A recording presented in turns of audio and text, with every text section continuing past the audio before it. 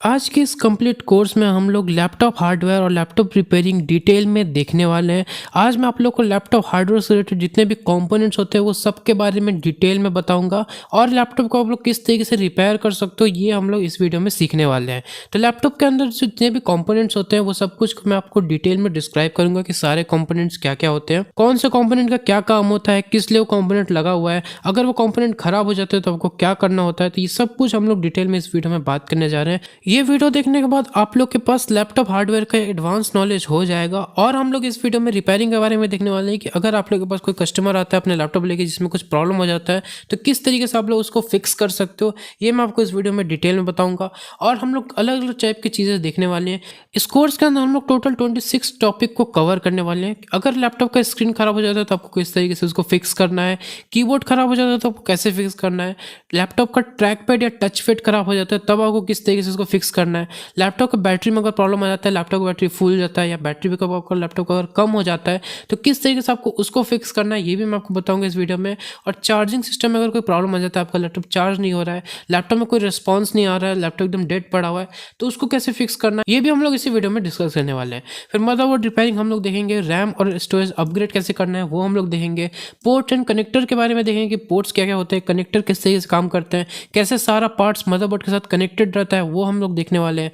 फिर हम लोग देखेंगे कूलिंग सिस्टम के बारे में, अगर लैपटॉप में बहुत ज़्यादा ओवर हीटिंग हो रही है, बहुत ज़्यादा लैपटॉप हीट हो जा रहा है तो उसको किस तरीके से फिक्स करना है, और अगर लैपटॉप चलते चलते ऑटोमेटिक रीस्टार्ट हो जा रहा है तो ये सब प्रॉब्लम तब आता है जब लैपटॉप बहुत ज़्यादा ओवर हीट हो जाता है। तो इसके लिए हम लोग कूलिंग सिस्टम में सब कुछ कवर करने वाले हैं।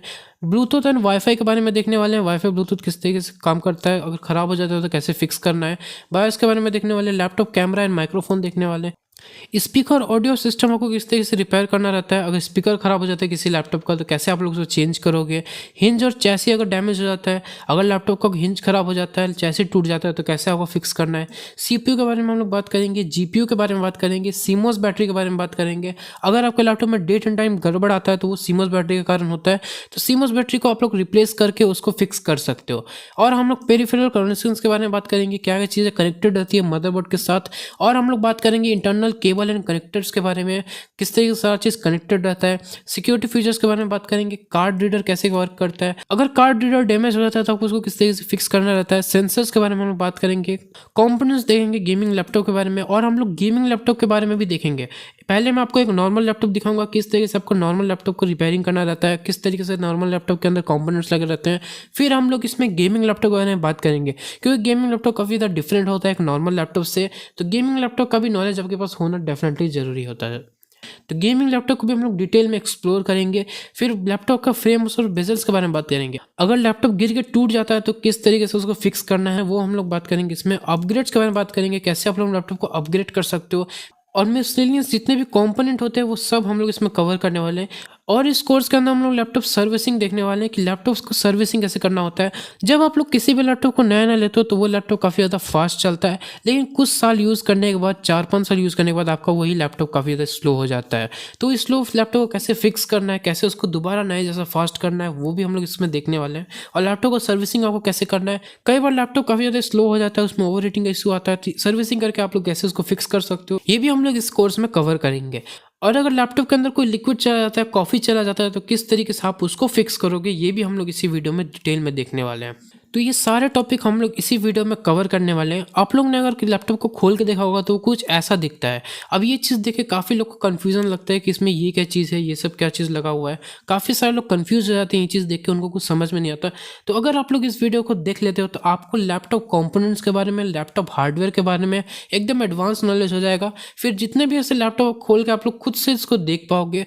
उसके बाद जब आप लोग लैपटॉप खोलोगे तो आपको सारी चीज़ पता रहेगा। लैपटॉप के अंदर जितने भी कंपोनेंट्स लगे रहते हैं वो सबका आपको डिटेल नॉलेज हो जाएगा, कौन सा कंपोनेंट क्या काम करता है, उसको कैसे चेंज करना है, कैसे उसको रिपेयर करना है, ये सब कुछ आप लोग को नॉलेज हो जाएगा इस कोर्स को कंप्लीट करने के बाद। ये जो कंप्लीट कोर्स मैं बना रहा हूँ ये कोर्स कंप्लीटली डिटेल में होने वाला लैपटॉप हार्डवेयर और लैपटॉप रिपेयरिंग के ऊपर। ये कोर्स कंप्लीट करने के बाद आप लोग बन जाओगे एक लैपटॉप एक्सपर्ट, क्योंकि आपको सारे पार्ट्स की नॉलेज हो जाएगा। तो इस कोर्स के अंदर हम लोग complete laptop hardware and repairing देखने वाले हैं, सब कुछ समझेंगे इस चीज़ के बारे में और सारा चीज़ मैं आपको डिटेल में बताने वाला हूँ। और ये कोर्स का लेंथ देख के तो आपको पता चल ही गया होगा कि ये कोर्स कितना डिटेल में है। तो चलिए फटाफट से इस कोर्स को स्टार्ट करते हैं। मैं काफ़ी ज़्यादा एक्साइटेड हूँ इस कोर्स को स्टार्ट करने के लिए और मैं आपको सारी चीज़ बताऊँगा लैपटॉप हार्डवेयर से रिलेटेड। तो चलिए स्टार्ट करते हैं। ऑलराइट, तो हमारा ये कोर्स स्टार्ट हो चुका है। इसमें हम लोग डिटेल में लैपटॉप हार्डवेयर के बारे में बात करने जा रहे हैं। सबसे पहले बात करते हैं, अगर आप लोग लैपटॉप रिपेयरिंग कर रहे हो या फिर आप लोग लैपटॉप रिपेयरिंग का अपना खुद का एक बिजनेस स्टार्ट करना चाहते हो, तो क्या क्या टूल्स आपको ज़रूरत पड़ेगी लैपटॉप रिपेयर करने के लिए। तो ये मैंने आप लोग के लिए सारे टूल्स यहाँ पे दे रखे हैं।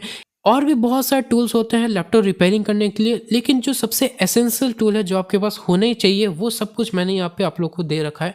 ये सारा टूल्स है जो आपके पास होना ही चाहिए स्टार्ट करने के लिए। ये सब एसेंशियल टूल्स है। बाकी और भी बहुत सारे टूल्स है, वो डेफिनेटली आप लोग परचेस कर सकते हो, लेकिन मिनिमम आपके पास इतना टूल्स तो होना ही चाहिए।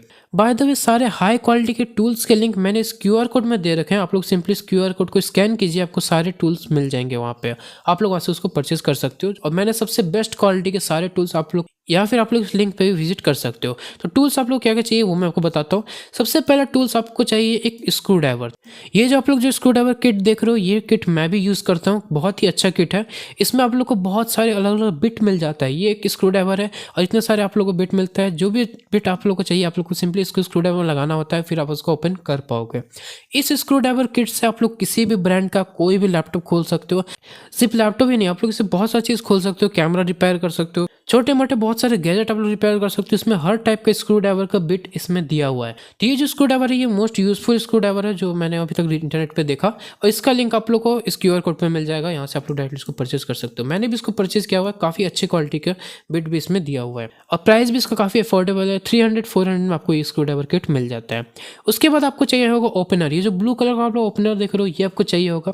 जब आप लोग लैपटॉप को ओपन करते हो, तो लैपटॉप पे स्क्रू खोलने के बाद आप लोग को इस ओपनर से लैपटॉप को ओपन करना होता है। तो ये प्लास्टिक का ओपनर काफ़ी अच्छे होते हैं, तो ये आपको रखना चाहिए हमेशा लैपटॉप को ओपन करने के लिए। और यहाँ पे मेटल के भी ओपनर आते हैं। ये जो ओपनर देख रहे हो, ये मेटल का ओपनर है। ये भी कभी कभी यूज़फुल हो जाता है, तो इसको भी आपको डेफिनेटली रखना चाहिए। और देन आपका आता है ट्विज़र। ट्विज़र काफ़ी ज़्यादा हेल्पफुल होता है जब आप लोग लैपटॉप को रिपेयरिंग करते हो, तो क्योंकि बहुत सारे छोटे छोटे कनेक्टर्स होते हैं, वहाँ पे आपको उसको निकालने के लिए ट्विज़र का हेल्प लेना पड़ता है। तो ट्विज़र आपके पास होना ही चाहिए। अच्छे क्वालिटी के ट्विज़र के लिंक मैंने वहाँ पे दे रखे हैं। क्यूआर कोड को स्कैन करके आप लोग डेफिनेटली वहाँ से परचेस कर सकते हो। बाकी कहीं से भी आप परचेस कर सकते हो, लेकिन ट्विज़र आपके पास होना ही चाहिए। और रिपेयरिंग वाला ट्विज़र कुछ ऐसा होता है, और जो एंकल ट्विज़र होता है, ये ट्विज़र आप देख सकते हो, ये थोड़ा सा एंगल में मुड़ा हुआ, ये काफ़ी ज़्यादा हेल्पफुल होता है। तो ये इसको आप लोग डेफिनेटली परचेस कर लीजिएगा। नेक्स्ट होता है हमारा मल्टीमीटर। तो ये जो आप लोग देख रहे हो, ये है एक मल्टीमीटर जो येलो कलर का आप लोग को दिख रहा है। इसमें केबल भी है 2 ठो। ये केबल आपका यहाँ पे लगता है, और ये मल्टीमीटर से आप लोग मदरबोर्ड को डायग्नोज कर सकते हो। मदरबोर्ड में कहाँ पे प्रॉब्लम है वो चेक करने के लिए हमारा मल्टीमीटर काम आता है। और अगर कोई वायर डैमेज है, तो आप लोग उसको इससे चेक कर सकते हो। तो आईसी वगैरह चेक करने के लिए, वायर चेक करने के लिए, कनेक्टर चेक करने के लिए हमारा मल्टीमीटर काफ़ी ज़्यादा यूजफुल होता है। स्पेशली अगर आप लोग मदरबोर्ड चेक करना चाहते हो, तो इससे आप लोग अपने मदरबोर्ड को चेक कर सकते हो। नेक्स्ट आता है हमारी ये केमिकल। ये जो आप लोग बॉटल देख रहे हो, ये केमिकल का बोतल है। इसको हम लोग बोलते हैं आइसोप्रोपाइल अल्कोहल। ये एक अल्कोहल का बोतल है। वो वाला अल्कोहल नहीं है जो आप लोग सोच रहे हो, ये एक्चुअली क्लीनिंग के लिए यूज़ होता है। तो ये जो अल्कोहल है, ये स्पेसिफिकली इस अल्कोहल का एक प्रॉपर्टी है कि जब आप लोग इस अल्कोहल को बाहर निकाल कर रखोगे, तो ये ऑटोमेटिकली सूख जाता है बहुत ही जल्दी। जैसे कि हमारा नेल पॉलिश रिमूवर होता है ना, वैसे ही कुछ। तो इस केमिकल का हम लोग यूज़ करते हैं जब भी हम लोग कोई इलेक्ट्रॉनिक कंपोनेंट को क्लीन करना रहता है। अगर आपको मदरबोर्ड क्लीन करना है, तो इस केमिकल के थ्रू हम लोग क्लीन करते हैं। तो ये केमिकल काफ़ी ज़्यादा यूज़फुल हो जाता है। अगर आप लोग कोई बहुत ही पुराना लैपटॉप रिपेयर कर रहे हो, जो 10 साल पुराना लैपटॉप है या 15 साल पुराना लैपटॉप है, तो उसके मदरबोर्ड में आप देखोगे बहुत ज़्यादा छोटे छोटे डस्ट आ जाते हैं। कई बार उसमें कार्बन जम जाता है, तो उसको निकालने के लिए हम लोग इस केमिकल को यूज़ करते हैं। अब आप लोग सोच रहे होंगे कि नॉर्मल हम लोग कॉलिन वगैरह भी तो यूज़ कर सकते हो, तो नहीं, कॉलिन वगैरह से आपको मदरबोर्ड डैमेज हो सकता है। तो लेकिन ये जो अल्कोहल है, इससे डैमेज नहीं होता है। अगर आप लोग कोई दूसरा लिक्विड यूज़ करोगे मदरबोर्ड पे, तो हो सकता है वो लिक्विड किसी चिप के अंदर चला जाए, फिर वहाँ जाके वो उसको डैमेज कर सकता है। लेकिन ये वाला जो केमिकल है, ये अगर चिप के अंदर जाएगा भी, तो वो भी डैमेज नहीं करेगा, क्योंकि ये सूख जाता है बहुत ही जल्दी, और सूख के ये इवापोरेट हो जाता है। तो इसीलिए इस केमिकल को हम लोग यूज़ में लेते हैं। ये जो केमिकल है, ये डैमेज नहीं करेगा आपके किसी भी कंपोनेंट को। तो ये जो केमिकल है, बहुत महंगा नहीं आता है। इसका भी लिंक आपको इस क्यूआर कोड पे ही मिल जाएगा। आप लोग स्कैन करोगे, आपको सारा टूल्स इसमें मिल जाएगा। तो ये केमिकल आपके पास होना चाहिए कोई भी चीज़ को क्लीन करने के लिए, मदरबोर्ड वगैरह। नेक्स्ट आता है हमारा एक ब्रश। तो आपको जरूरत पड़ेगा इस टाइप का ब्रश का। ये जो ब्रश है, इससे आप लोग फैन वगैरह क्लीन कर सकते हो। कहीं की डस्ट वगैरह होते हैं, कहीं पे थोड़ा बहुत डस्ट होता है, उसको आप लोग ब्रश से क्लीन कर सकते हो। नेक्स्ट आता है हमारा कॉटन बड या ईयरबड इसको बोलते हैं।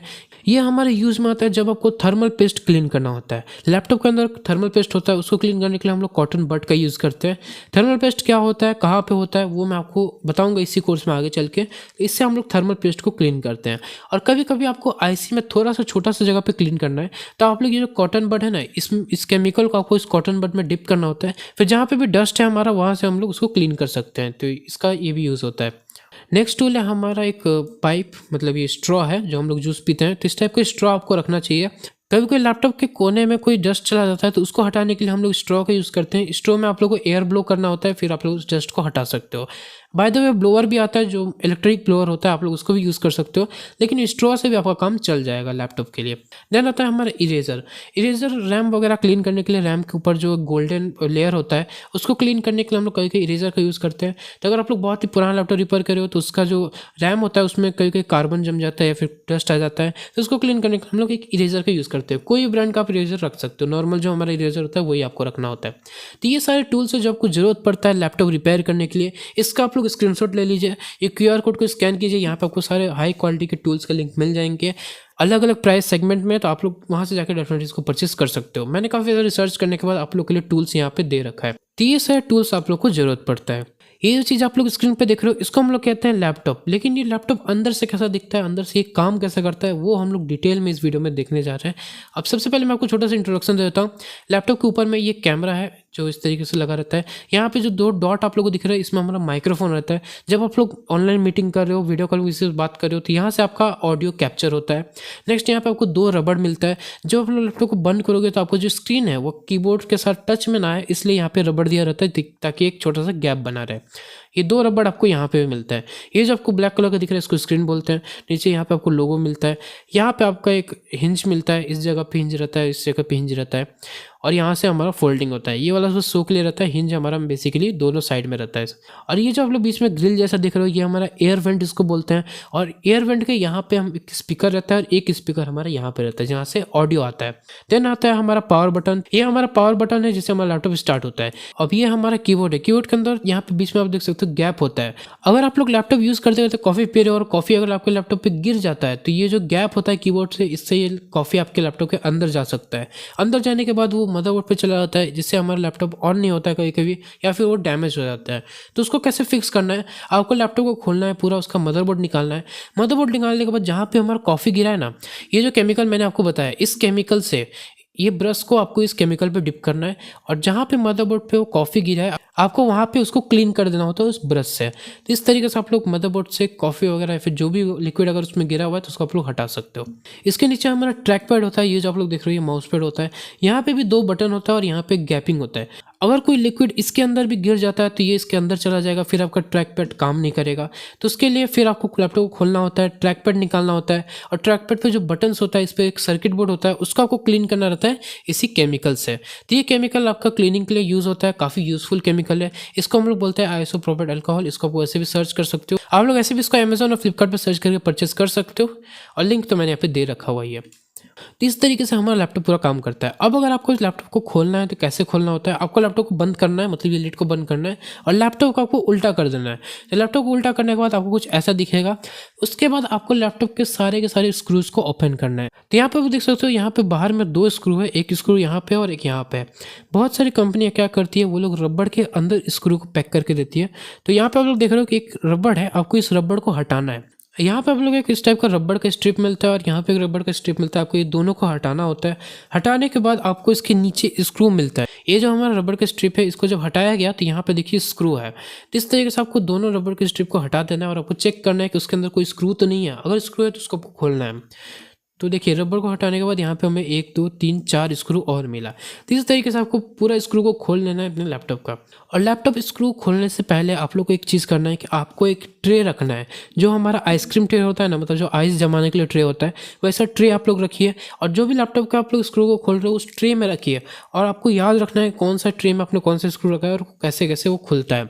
और आपको सीक्वेंस में रखना है। जैसे कि अगर आप लोग ने ये सारे स्क्रू खोला, ये जो स्क्रू है ये सारे बड़े स्क्रू है, मतलब थोड़ा लंबा स्क्रू है। और ये स्क्रू हो सकता है थोड़ा छोटा स्क्रू हो। अगर आप लोग ये छोटा स्क्रू को यहाँ लगाओगे तो वो स्क्रू नहीं लगेगा। ये बड़ा स्क्रू को अगर आप लोग यहाँ पे लगाओगे तो वो नहीं लगेगा। और ज़्यादा टाइट करोगे तो आपका लैपटॉप का बॉडी टूट सकता है। तो जो स्क्रू जहाँ पे लगा हुआ था आपको वहीं पे उसको लगाना होता है। तो इस टाइप के ट्रे को जब अगर आप लोग यूज़ करोगे तो आप लोग बड़े आराम से स्क्रू को खोल के सबको इसी पे रखिए और आप लोग को सीक्वेंस में रखना है। फिर जब आप लोग इसको वापस पैक करोगे तो उसी सीक्वेंस में आप लोग को पैक करना है। तो जो स्क्रू जहाँ लगा हुआ था आपको वहीं पे लगाना है और सारे स्क्रू को आपको संभाल के रखना है, क्योंकि अगर लैपटॉप का स्क्रू गुम हो जाता है तो वो मिलता नहीं है। है, क्योंकि बहुत ही रेयर होता है सब स्क्रू। तो स्क्रू को आपको केयरफुली रखना है। जब आप लोग सारे स्क्रू को खोल लोगे लैपटॉप का, देन आप लोग को ये जो ओपनर मैंने आपको दिखाया था ना, इस ओपनर को यूज़ करके लैपटॉप के नीचे का जो पैनल है और लैपटॉप का जो बॉडी है उसके बीच में आपको ये ओपनर से ओपन करना है। इसमें लॉकिंग सिस्टम होता है। आप लोग इसको हाथ से भी निकाल सकते हो, नाखून से भी निकाल सकते हो, लेकिन अगर आपका नाखून छोटा है कुछ इस टाइप का तो आपको इसका यूज़ करना पड़ेगा। तो इस तरीके से आपको ओपन करना रहता है। ये ओपनर को आपको चारों तरफ इस तरीके से चलाना होता है और आपका जो लैपटॉप का सारा लॉक है वो खुल जाएगा। अब यहाँ पे एक चीज़ को ध्यान देना है कि ये लॉक ओपन करने से पहले आप लोग को सारा स्क्रू ध्यान से निकाल देना है। अगर स्क्रू लगा हुआ रहेगा फिर आप लॉक को अगर ओपन करोगे तो आपका लैपटॉप का जो बॉडी है वो टूट भी सकता है। तो इसे आपको ध्यान देना है कि पहले सारे स्क्रू खोलना है, देन आप लोग को लॉक को ओपन करना है और ज़्यादा प्रेशर नहीं लगाना, नहीं तो आपका लैपटॉप टूट भी सकता है। जैसे यहाँ पे देखिए ये जो लैपटॉप है यहाँ पे क्रैक आ गया। तो इस तरीके का प्रॉब्लम को फेस करना पड़ सकता है। तो इसके लिए आप लोग को बहुत ही आराम आराम से करना होता है। ज़्यादा प्रेशर आपको नहीं देना होता है, लैपटॉप की बॉडी पे वो टूट जाता है। और अगर लैपटॉप इस तरीके से टूट जाता है तो आप लोग उसको फेविक्विक से बहुत ही आराम से फिक्स कर सकते हो।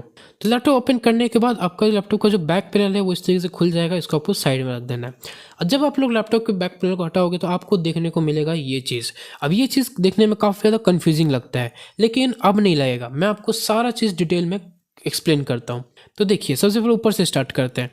सबसे ऊपर में आप लोग को ये जो सिल्वर कलर का दिख रहा है ये हमारा स्क्रीन बॉडी का पार्ट है। तो ये तो हमारा स्क्रीन का पार्ट हुआ।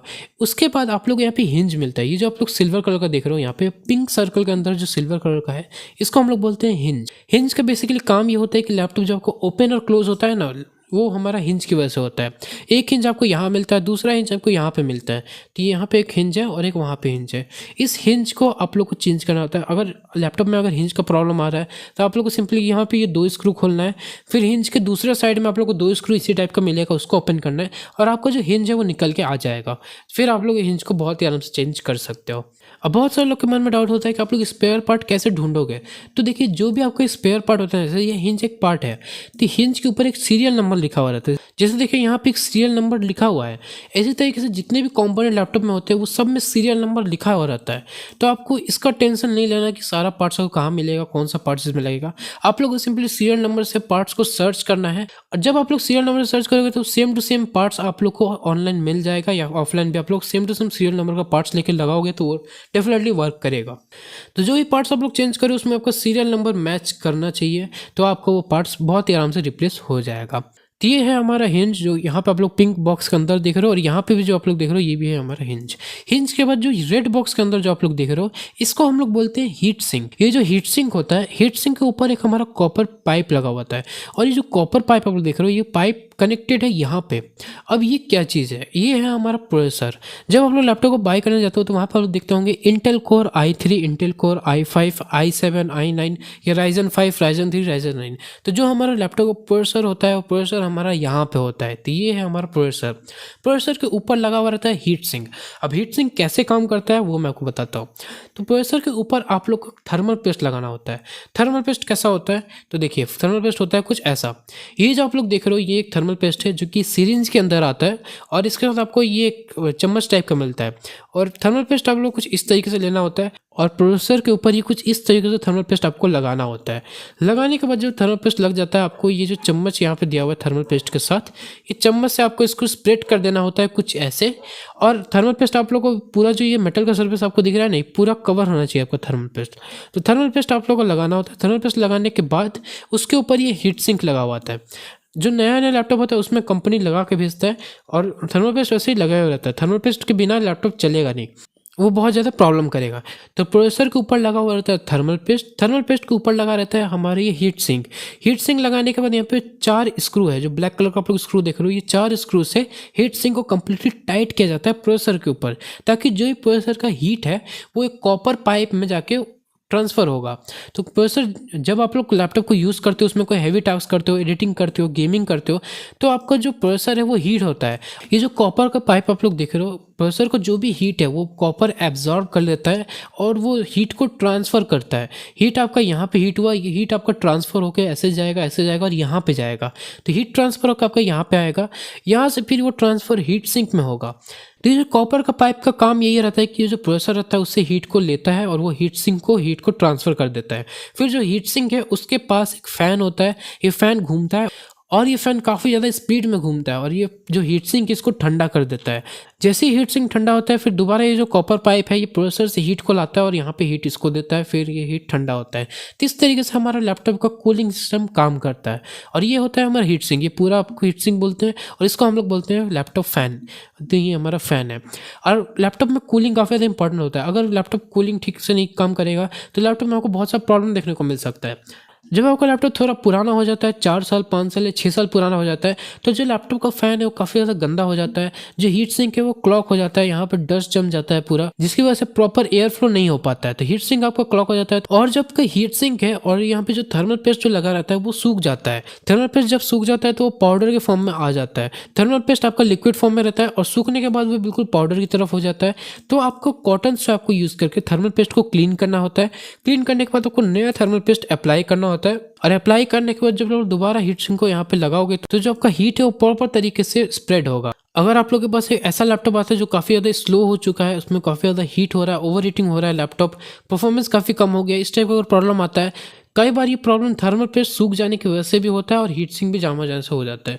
तो आप लोग को प्रॉपर्ली हीट सिंक को क्लीन करना होता है ब्रश से। जो मैंने आपको ब्रश दिखाया था ना, इस ब्रश से आपको क्लीन करना होता है। ये ब्रश से आप लोग हीट सिंक को क्लीन कर दोगे, फिर फैन को भी आप लोग क्लीन कर सकते हो इसी ब्रश से। और जो मैंने आपको स्ट्रॉ बताया था, स्ट्रॉ से आप लोग यहाँ पे फैन में एयर ब्लो करके उसको क्लीन कर सकते हो। तो इस तरीके से हमारा लैपटॉप का हीट सिंक काम करता है। नेक्स्ट जो आप लोग यहाँ पे देख रहे हो पर्पल कलर में, ये ब्लैक कलर का जो पार्ट देख रहे हो, इसको हम लोग बोलते हैं स्पीकर। जो आप लोग लैपटॉप पे गाना सुनते हो, जो गाना आवाज़ आता है वो इसकी वजह से आता है, ये ब्लैक पार्ट की वजह से। ये हमारा लैपटॉप का स्पीकर है और एक स्पीकर यहाँ पे भी लगा हुआ है, ये देखिए। और ये लैपटॉप का जो स्पीकर होता है इसके अंदर 2 वायर जाता है। ये 2 वायर लैपटॉप के अंदर से जाके यहाँ पे कनेक्टेड होता है। फिर ये जो स्पीकर है ये कनेक्टेड है हमारे मदरबोर्ड से, जो कि आप लोग यहाँ पे देख सकते हो। ये वायर है, ये मदरबोर्ड से कनेक्टेड है। उसके बाद जो यहाँ पे आप लोग देख रहे हो, इसको हम लोग बोलते हैं यूएसबी कंट्रोलर। यहाँ पर आप लोग देख सकते हो, ये हमारा 2 यूएसबी पोर्ट है जहाँ पर आप लोग पेन ड्राइव वगैरह लगाते हो। पेन ड्राइव, प्रिंटर और जितने भी यूएसबी गैजेट होते हैं वो यहीं पे लगते हैं। अगर आपके पास कोई ऐसा लैपटॉप होता है जिसका यूएसबी पोर्ट खराब हो चुका है, पेन ड्राइव लगाने से काम नहीं कर रहा है, तो उस टाइम पे ये मॉड्यूल आपका खराब हो जाता है। तो इसके अलावा क्या करना होता है, ये सब ज़्यादातर रिपेयर नहीं होता है। आपको ये क्लिप को ओपन करना होता है, ये वायर को निकालना होता है और ये जो मॉड्यूल है इसका 2 स्क्रू आपको निकालना होता है और ये पूरा मॉड्यूल आपको निकल जाएगा। और इस मॉड्यूल में एक सीरियल नंबर दिया रहता है, उस सीरियल नंबर से आपको ये मॉड्यूल लेके आना होता है मार्केट से और आप लोग जब उसको दोबारा फिट करोगे तो आपका लैपटॉप ठीक हो जाएगा। लैपटॉप के हर कंपोनेंट के अंदर आपको सीरियल नंबर मिल जाएगा, जिससे आप लोग उसी टाइप का सेम कंपोनेंट ऑनलाइन सर्च कर सकते हो, ऑफलाइन जाके देख सकते हो और उसको परचेज करके लगा के उसको ठीक कर सकते हो। और आप लोग यहाँ पे देखोगे ये जो पूरा कंपोनेंट है ये वायर से कनेक्टेड है। यहाँ पे कनेक्टर है जिसमें केबल गया हुआ है। ये जो व्हाइट कलर का आप लोग केबल देख रहे हो ये कनेक्टेड है हमारे मदरबोर्ड से। तो यहाँ पे कनेक्टर है, यहाँ पे कनेक्टर है और ये कनेक्टर हमारा कनेक्टेड है मदरबोर्ड से। तो इस तरीके से हमारा कनेक्टर काम करता है और केबल हमारा काम करता है। ये बेसिकली सारा डेटा को हमारा ट्रांसफ़र करता है यहाँ से यहाँ पे। तो जो पेन ड्राइव आप लोग लगाओगे, पेन ड्राइव का जो जितना डेटा रहेगा वो इस केबल के थ्रू जाएगा मदरबोर्ड पे, मदरबोर्ड से प्रोसेसर के अंदर जाएगा और इस तरीके से हमारा पूरा सिस्टम काम करता है पेन ड्राइव वगैरह का। तो इसको हम लोग बोलते हैं यूएसबी मॉड्यूल। और जो आप लोग यहाँ पे देख रहे हो, ये जो पार्ट आप लोग देख रहे हो येलो कलर का, ये है हमारा M.2 SSD। SSD के बारे में हम लोग और डिटेल में देखेंगे, लेकिन ये जो M.2 SSD होता है ये डायरेक्टली मदरबोर्ड पे लगता है। इसका स्पीड काफ़ी ज़्यादा फास्ट होता है। अगर आप लोग गेमिंग एडिटिंग करते हो तो ये SSD परफेक्ट होता है आप लोग के लिए। आप लोग डेफिनेटली इस SSD को यूज़ कीजिए, आपको काफ़ी अच्छा परफॉर्मेंस मिलेगा। तो इस तरीके का हमारा कुछ M.2 SSD होता है जो कि इस तरीके से हमारे मदरबोर्ड पे लगा हुआ रहता है। नेक्स्ट जो आप लोग यहाँ पे ग्रीन कलर का देख रहे हो, इसको हम लोग बोलते हैं रैम। रैम यहाँ पे 2 रैम लगा हुआ है, नॉर्मली 1 रैम लगा रहता है लैपटॉप में। और लैपटॉप में अगर आपको रैम अपग्रेड करना है तो आप लोग मार्केट से दूसरा रैम लेके आओगे और यहाँ पे लगा दोगे और इस तरीके से आपका लैपटॉप का रैम अपग्रेड हो जाएगा। अब अगर आपको पता करना है कि लैपटॉप में रैम कौन सा लगेगा तो यहाँ पे सॉकेट नंबर लिखा रहता है, आप लोग वहाँ से पता कर सकते हो। ऑलरेडी रैम पे यहाँ पे नंबर लिखा रहता है, वहाँ से आप लोग पता कर सकते हो कि कौन सा रैम आपके लैपटॉप में लगेगा। और एक सॉफ्टवेयर है जिसका नाम है CPU-Z सॉफ्टवेयर को यूज़ करके आप लोग पता कर लगा सकते हो कि आपके लैपटॉप में कौन सा SSD लगेगा, कौन सा CPU आपके लैपटॉप में लगा हुआ है, रैम कौन सा लगा हुआ है, वाईफाई कार्ड कौन सा लगा हुआ है, ये सब कुछ आप लोग पता कर सकते हो CPU-Z सॉफ्टवेयर से। काफ़ी अच्छा सॉफ्टवेयर है। और यहाँ पे होता है हमारा प्रोसेसर, जो कि मैंने आपको बताया था, इसके ऊपर हमारा हीट सिंक लगा हुआ है। और ये जो आप लोग देख रहे हो ऑरेंज कलर का बॉक्स के अंदर, इसको हम लोग बोलते हैं वाईफाई कार्ड। जो आपके लैपटॉप में इंटरनेट चलता है, जो वाईफाई चलता है, ब्लूटूथ चलता है, वो इसी कार्ड की वजह से आता है।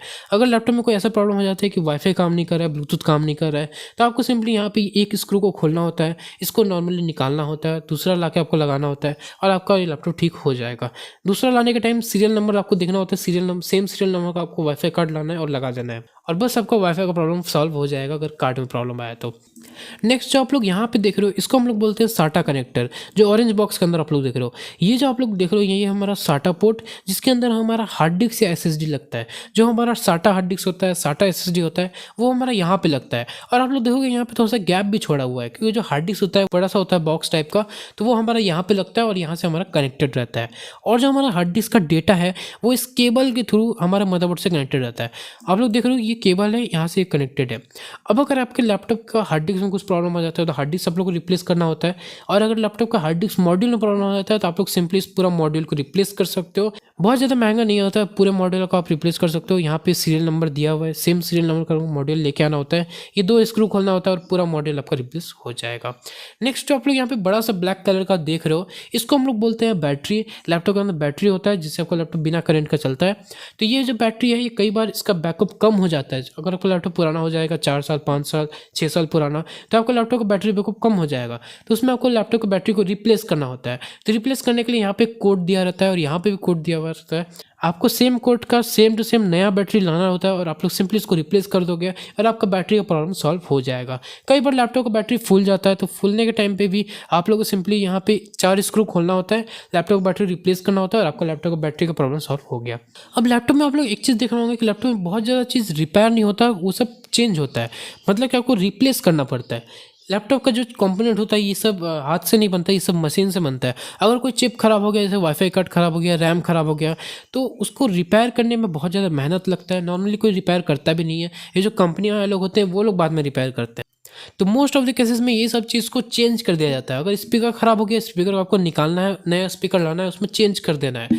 तो most of the time laptop repairing में ऐसा ही होता है और ऐसे ही लोग लैपटॉप रिपेयरिंग करते हैं। चिप लेवल का काम बहुत ही कम लोग करते हैं। मोस्ट ऑफ द केसेस में चिप लेवल का काम होता नहीं है। रिप्लेसमेंट करना ही ज़्यादा बेटर रहता है और रिप्लेसमेंट करना बहुत ज़्यादा ईजी है। इसी कोर्स के अंदर मैं आप लोग पूरा प्रैक्टिकल भी दिखाने वाला हूँ, किस तरीके से सारा कुछ होता है। तो प्रैक्टिकल करने के बाद आपको सारा चीज़ एकदम क्लियर हो जाएगा। तो आई होप आप लोग को ये इमेज देखने के बाद सारा चीज़ क्लियर हो गया होगा कि कौन सा चीज़ क्या होता है। ये होता है हमारा हीट सिंक, ये हमारा स्पीकर, ये भी हमारा स्पीकर है, 2 स्पीकर होता है लैपटॉप के अंदर। ये है हमारा यूएसबी मॉड्यूल, यूएसबी मॉड्यूल हमारा कनेक्टर रहता है मदरबोर्ड से। ये है हमारा NVMe SSD और ये है हमारा प्रोसेसर। ये हमारा प्रोसेसर जिसमें सारा टास्क परफॉर्म होता है। ये है हमारा रैम। ये जो आप लोग चिप देख रहे हो उसको हम लोग बोलते हैं साउथ ब्रिज। ये आप देख रहे हो ये है, इसको हम लोग बोलते हैं वाईफाई कार्ड। और ये जो आप लोग देख रहे हो इसको हम लोग बोलते हैं साटा पोर्ट। इसमें आपको साटा हार्ड ड्राइव कनेक्ट होता है, इसको हम लोग बोलते हैं बैटरी। और एक और चीज़ यहाँ पे रह गया, ये जो आप लोग छोटा सा चीज़ देख रहे हो ये कनेक्टेड है इस तरीके से। इसको हम लोग बोलते हैं 3.5 mm जैक। ये जो जैक है इसमें हम लोग ईयरफोन लगाते हैं, ईयरफोन हेडफोन वगैरह जो होता है हम लोग यहाँ पे लगाते हैं। आप लोगों ने तो देखा ही होगा ये चीज़। तो ये हमारे कुछ इस तरीके का होता है। अगर किसी लैपटॉप का 3.5 mm जैक खराब हो गया है, उसमें हेडफोन काम नहीं कर रहा है, तो आपको एक कनेक्टर से इसको निकालना होता है। ये जो पूरा मॉड्यूल है ये पूरा चेंज हो जाता है और इसमें सीरियल नंबर दिया हुआ है। आपको सीरियल नंबर से सर्च करना होता है और आपको नया मॉड्यूल मिल जाएगा। आपको उसमें लगा देना और आपका काम हो गया। तो इस तरीके से आप लोग सब चीज़ को रिपेयर कर सकते हो, रिप्लेस कर सकते हो। तो आई होप आप लोग को ये इमेज देखने के बाद सारा चीज़ क्लियर हो गया होगा, कौन सा चीज़ क्या है, किसका क्या काम है। अब चलिए नेक्स्ट इमेज की तरफ बढ़ते हैं। और थर्मल पेस्ट के बारे में मैंने आपको बता दिया, इस टाइप का थर्मल पेस्ट होता है। इसको आप लोग बहुत इजीली परचेस कर सकते हो अमेजॉन फ्लिपकार्ट से। मैंने आप लोग को लिंक भी दे रखा है, जो QR कोड मैंने आप लोग को स्टार्टिंग में दिया था उसमें थर्मल पेस्ट का भी लिंक उसमें दिया हुआ है, तो आप लोग उसको भी परचेस कर सकते हो। अब बात करते हैं लैपटॉप कंपोनेंट्स के बारे में एकदम डिटेल में। तो ये जो आप लोग इमेज देख रहे हो इसमें लैपटॉप के सारे कंपोनेंट्स को एक जगह पर रख दिया गया है। लैपटॉप के अंदर सारा चीज़ पैक्ड रहता है, इसको अनपैक्ड किया गया है और सारा कंपोनेंट आप लोग यहाँ पे देख सकते हो क्या क्या लैपटॉप के अंदर रहता है और किसका क्या पर्पज है वो भी यहाँ पे लिखा हुआ है। और यहाँ पे सबका नाम लिखा हुआ है, LCD monitor, camera, cooling system, जो जो इसका नाम है। आप लोग इसको डेफिनेटली यहाँ से रेफर कर सकते हो। अब हम लोग थोड़ा जूम करके देखते हैं कौन सा कंपोनेंट क्या क्या है। तो देखिए सबसे पहले जो आप लोग 2 नंबर देख रहे हो ये है हमारा एंटीना। तो ये जो 2 एंटीना, ये जो हमारा वाईफाई और ब्लूटूथ का एंटीना होता है, जो सिग्नल आता है वो कुछ इस टाइप का होता है और ये स्क्रीन के ऊपर लगा रहता है। 3 नंबर जो आप लोग देख रहे हो इसको हम लोग बोलते हैं कैमरा मॉड्यूल। यहाँ पे एक कनेक्टर रहता है। अगर आपका लैपटॉप का कैमरा खराब हो जाता है तो आपको सिंपली उस कनेक्टर को ओपन करना होता है। ये पूरा मॉड्यूल को आपको चेंज करना होता है और नया मॉड्यूल आपको लगाना होता है। अब इसमें कौन सा मॉड्यूल लगेगा वो पता करने के लिए यहाँ पे QR कोड दिया हुआ है, सीरियल नंबर दिया हुआ है। इस सीरियल नंबर को आप लोग गूगल पे सर्च करोगे तो आपको सेम टू सेम यही मॉड्यूल मिल जाएगा। और इसको रिप्लेस करना बहुत ईजी होता है। आप लोग सिंपली यहाँ से इसको ओपन कर रिप्लेस कर दोगे। नेक्स्ट होता है हमारा स्क्रीन। ये जो 1 नंबर पर आप लोग देख रहे हो ये स्क्रीन है। स्क्रीन कुछ हमारा इस तरीके से होता है। नेक्स्ट आप लोग यहाँ पे बहुत सारा वायर देख रहे होगे, इस टाइप का वायर है।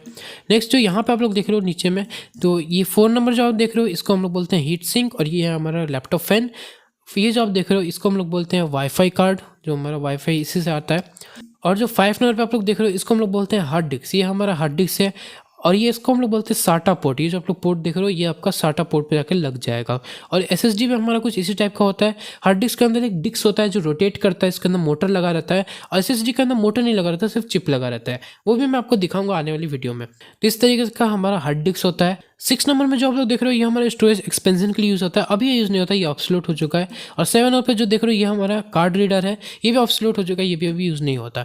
8 नंबर पे जो आप लोग देख रहे हो इसको हम लोग बोलते हैं रैम, जो मैंने आपको दिखाया था ये इस टाइप का रैम होता है। ये जो आप लोग देख रहे हो इसको हम लोग बोलते हैं एसडी कार्ड रीडर। अगर आपके लैपटॉप में एसडी कार्ड रीडर खराब हो गया तो आपको सिंपली इस मॉड्यूल को चेंज करना होता है। ये क्यूआर कोड लगा हुआ है, इसको स्कैन कीजिए, ये नंबर पे जाके आप लोग सेम सीरियल नंबर का ये मॉड्यूल लेके आओगे और रिप्लेस कर दोगे, बहुत आराम से आपका रिप्लेस हो जाएगा। और ये जो कार्ड रीडर है इसमें जो हमारा डीएसएलआर होता है, जो कैमरा वगैरह होता है, उसमें जो सारा फुटेजेस होता है वो हमारा कार्ड में ही आता है। तो आपको उस कार्ड को निकालना होता है और यहाँ पे लगाना होता है, फिर आप लोग उस फुटेजेस को लैपटॉप में एक्सेस कर पाओगे। तो ये होता है पर्पस कार्ड रीडर का।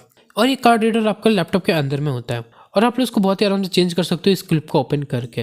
नेक्स्ट जो ये आप लोग 9 नंबर पे देख रहे हो इसको हम लोग बोलते हैं स्पीकर। 2 स्पीकर होता है, एक स्पीकर ये है, एक ये है।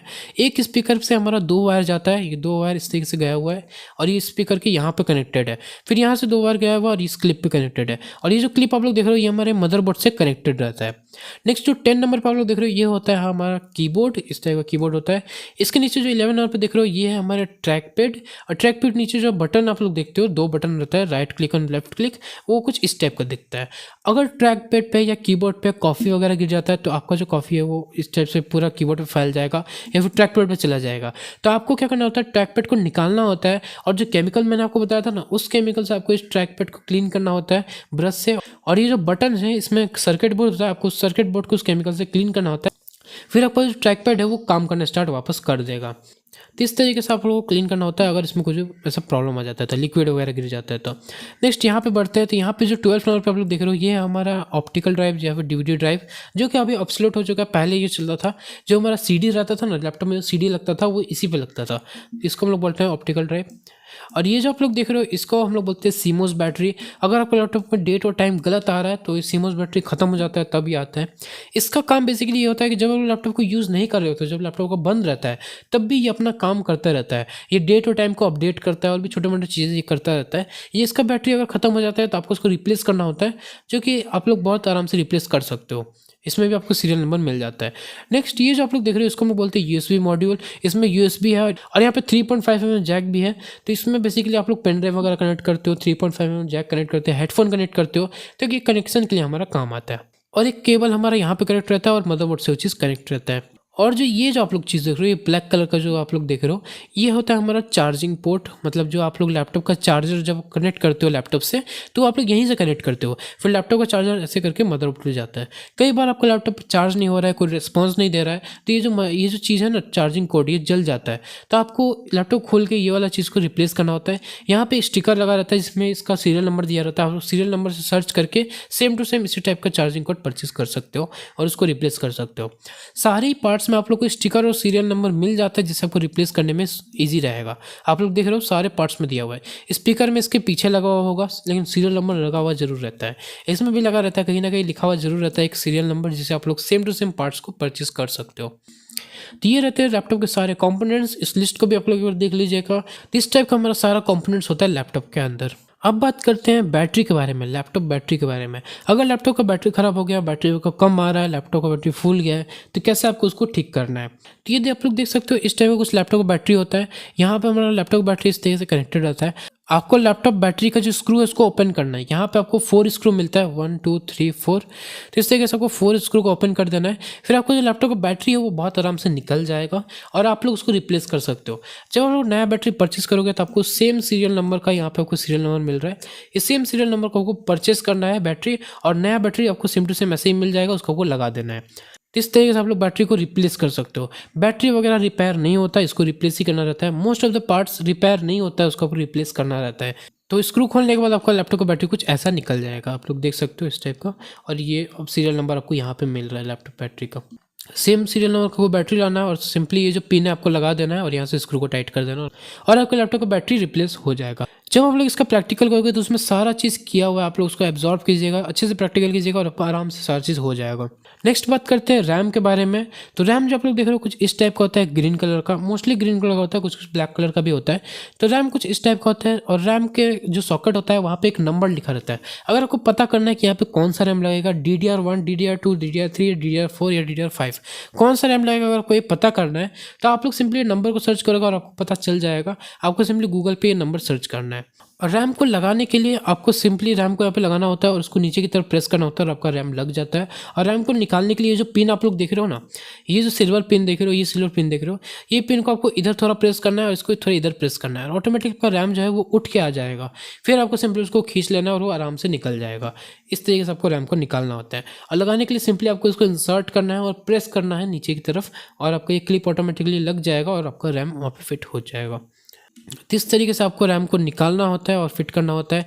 यहाँ पे आपको नंबर मिलता है जिससे आप लोग पता कर सकते हो कि इस लैपटॉप के इस मॉडल में कौन सा रैम लगेगा।